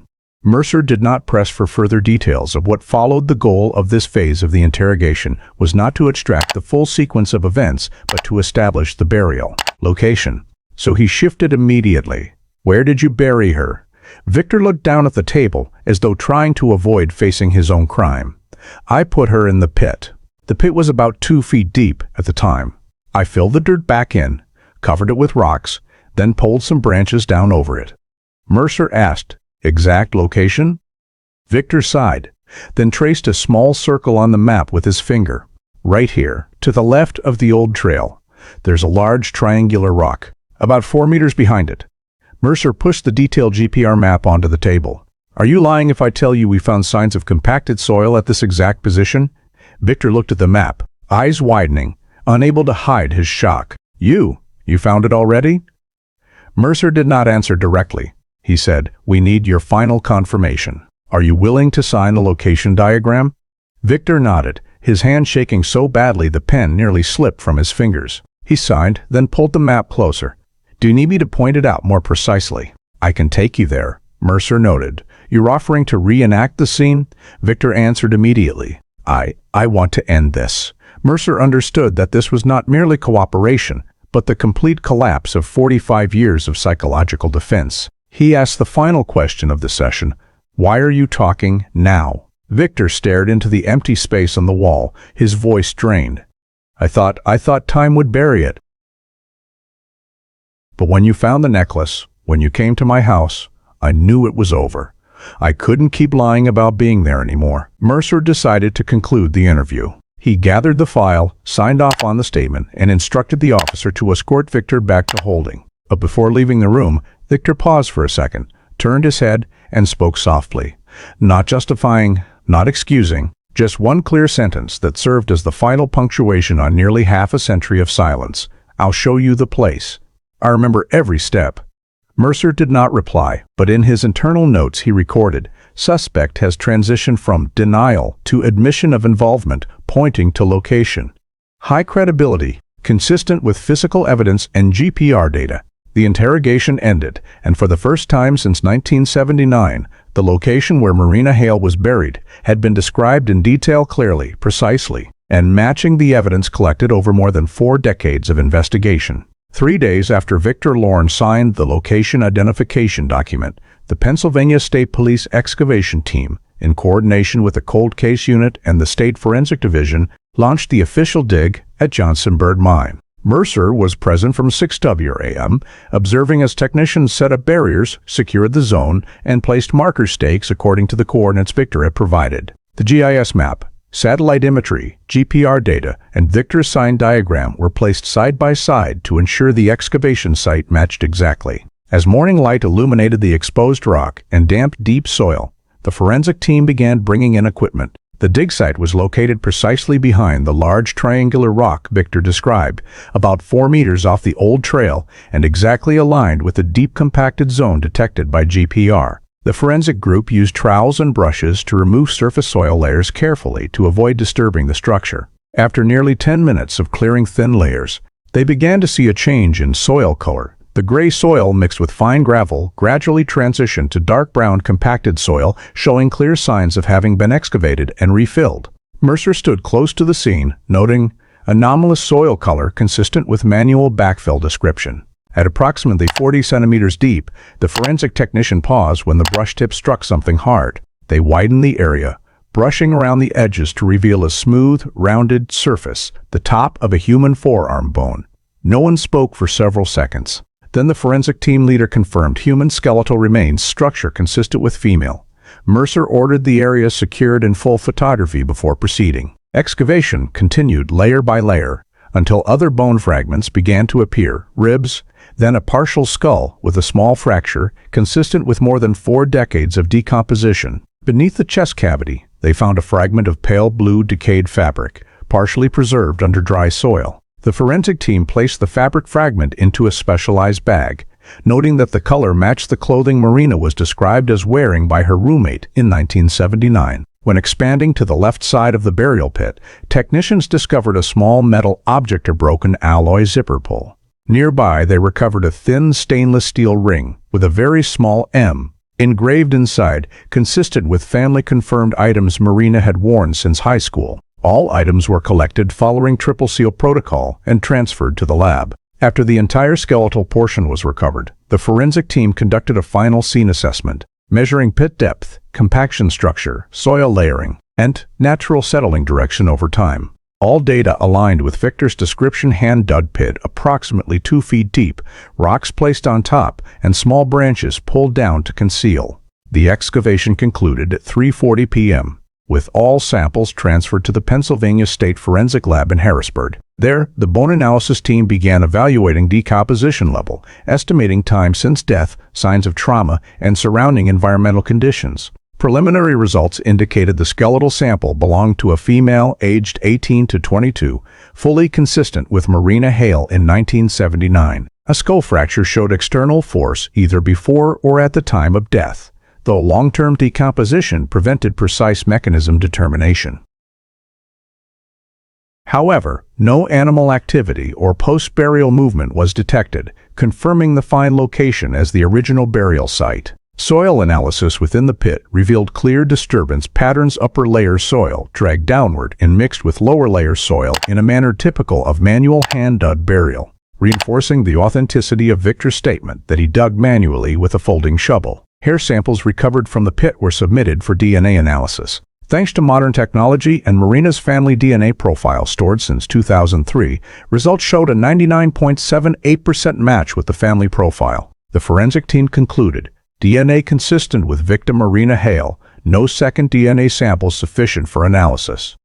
This confirmed the burial location matched Victor's directions exactly. The fabric fragment was cleaned with specialized solution to preserve fiber structure, then examined under electron microscopy. The polyester weave matched 1979 clothing styles described in Marina's missing person file. The zipper pull was metallurgically analyzed, showing alloy composition typical of mid-1970s production and no longer common after 1982. The ring with the engraving was positively identified by family as an item Marina wore from 10th grade. All evidence was coded, photographed, and cross-referenced against Victor's statement: correct location, correct pit structure, correct personal items, exact positional match. When Mercer read the complete forensic conclusion, he noted in the file, no discrepancies between Victor's directions and excavation results, complete consistency with 1979-2024 investigative data. Finally, Mercer compiled all information to finalize the charging document: burial location provided by the suspect,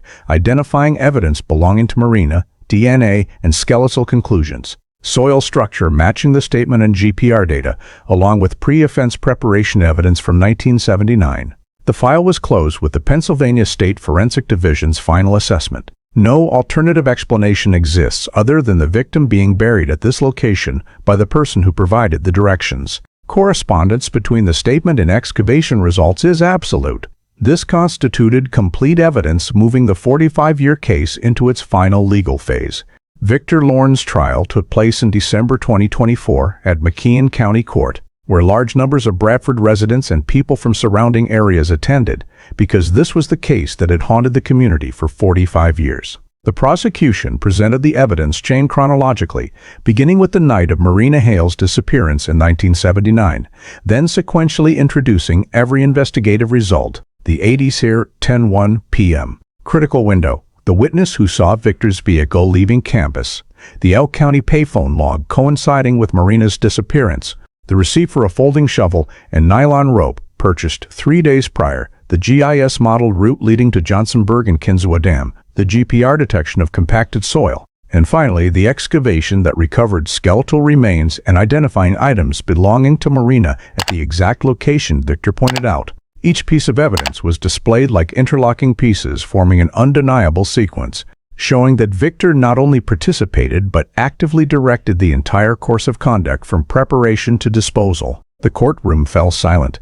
as the prosecution presented the DNA-matched sample from Marina's family and photographs of the burial pit at Johnsonburg Mine, the final proof that closed every doubt.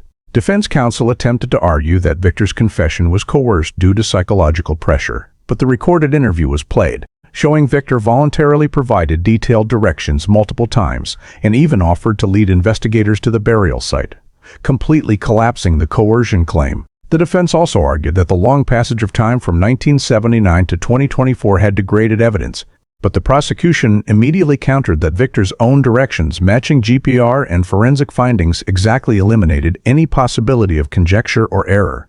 The jury noted that no evidence supported claims of innocence or mitigation for Victor. When permitted to address the court, Victor spoke only a few short sentences in a disjointed voice.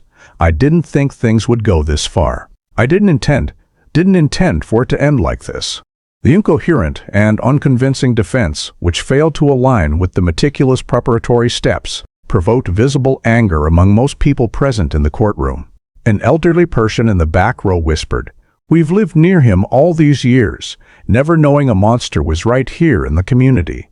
The jury deliberated for 2 days. The verdict was read on the afternoon of the third day. Victor Lorn was found guilty of first-degree murder and sentenced to life imprisonment without parole, based on the conclusive evidence chain and a confession fully consistent with the exhumed scene. As the judge read the sentencing rationale, the entire courtroom fell completely silent.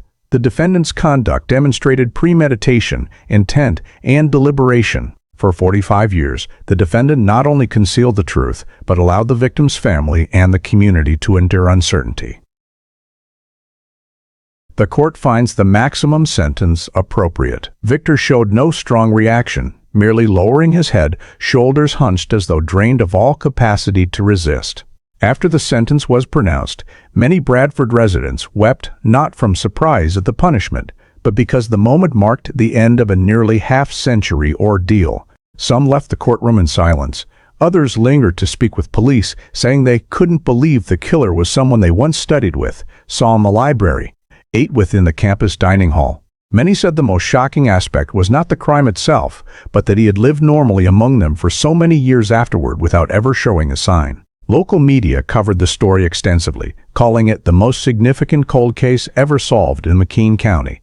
Universities in the region held safety discussions, reflecting on the response systems of the late 1970s and drawing lessons to strengthen current student protections. In Bradford, many families recalled memories of 1979, the time the town lived in anxiety. Students were told not to walk alone at night, and police increased patrols around campus.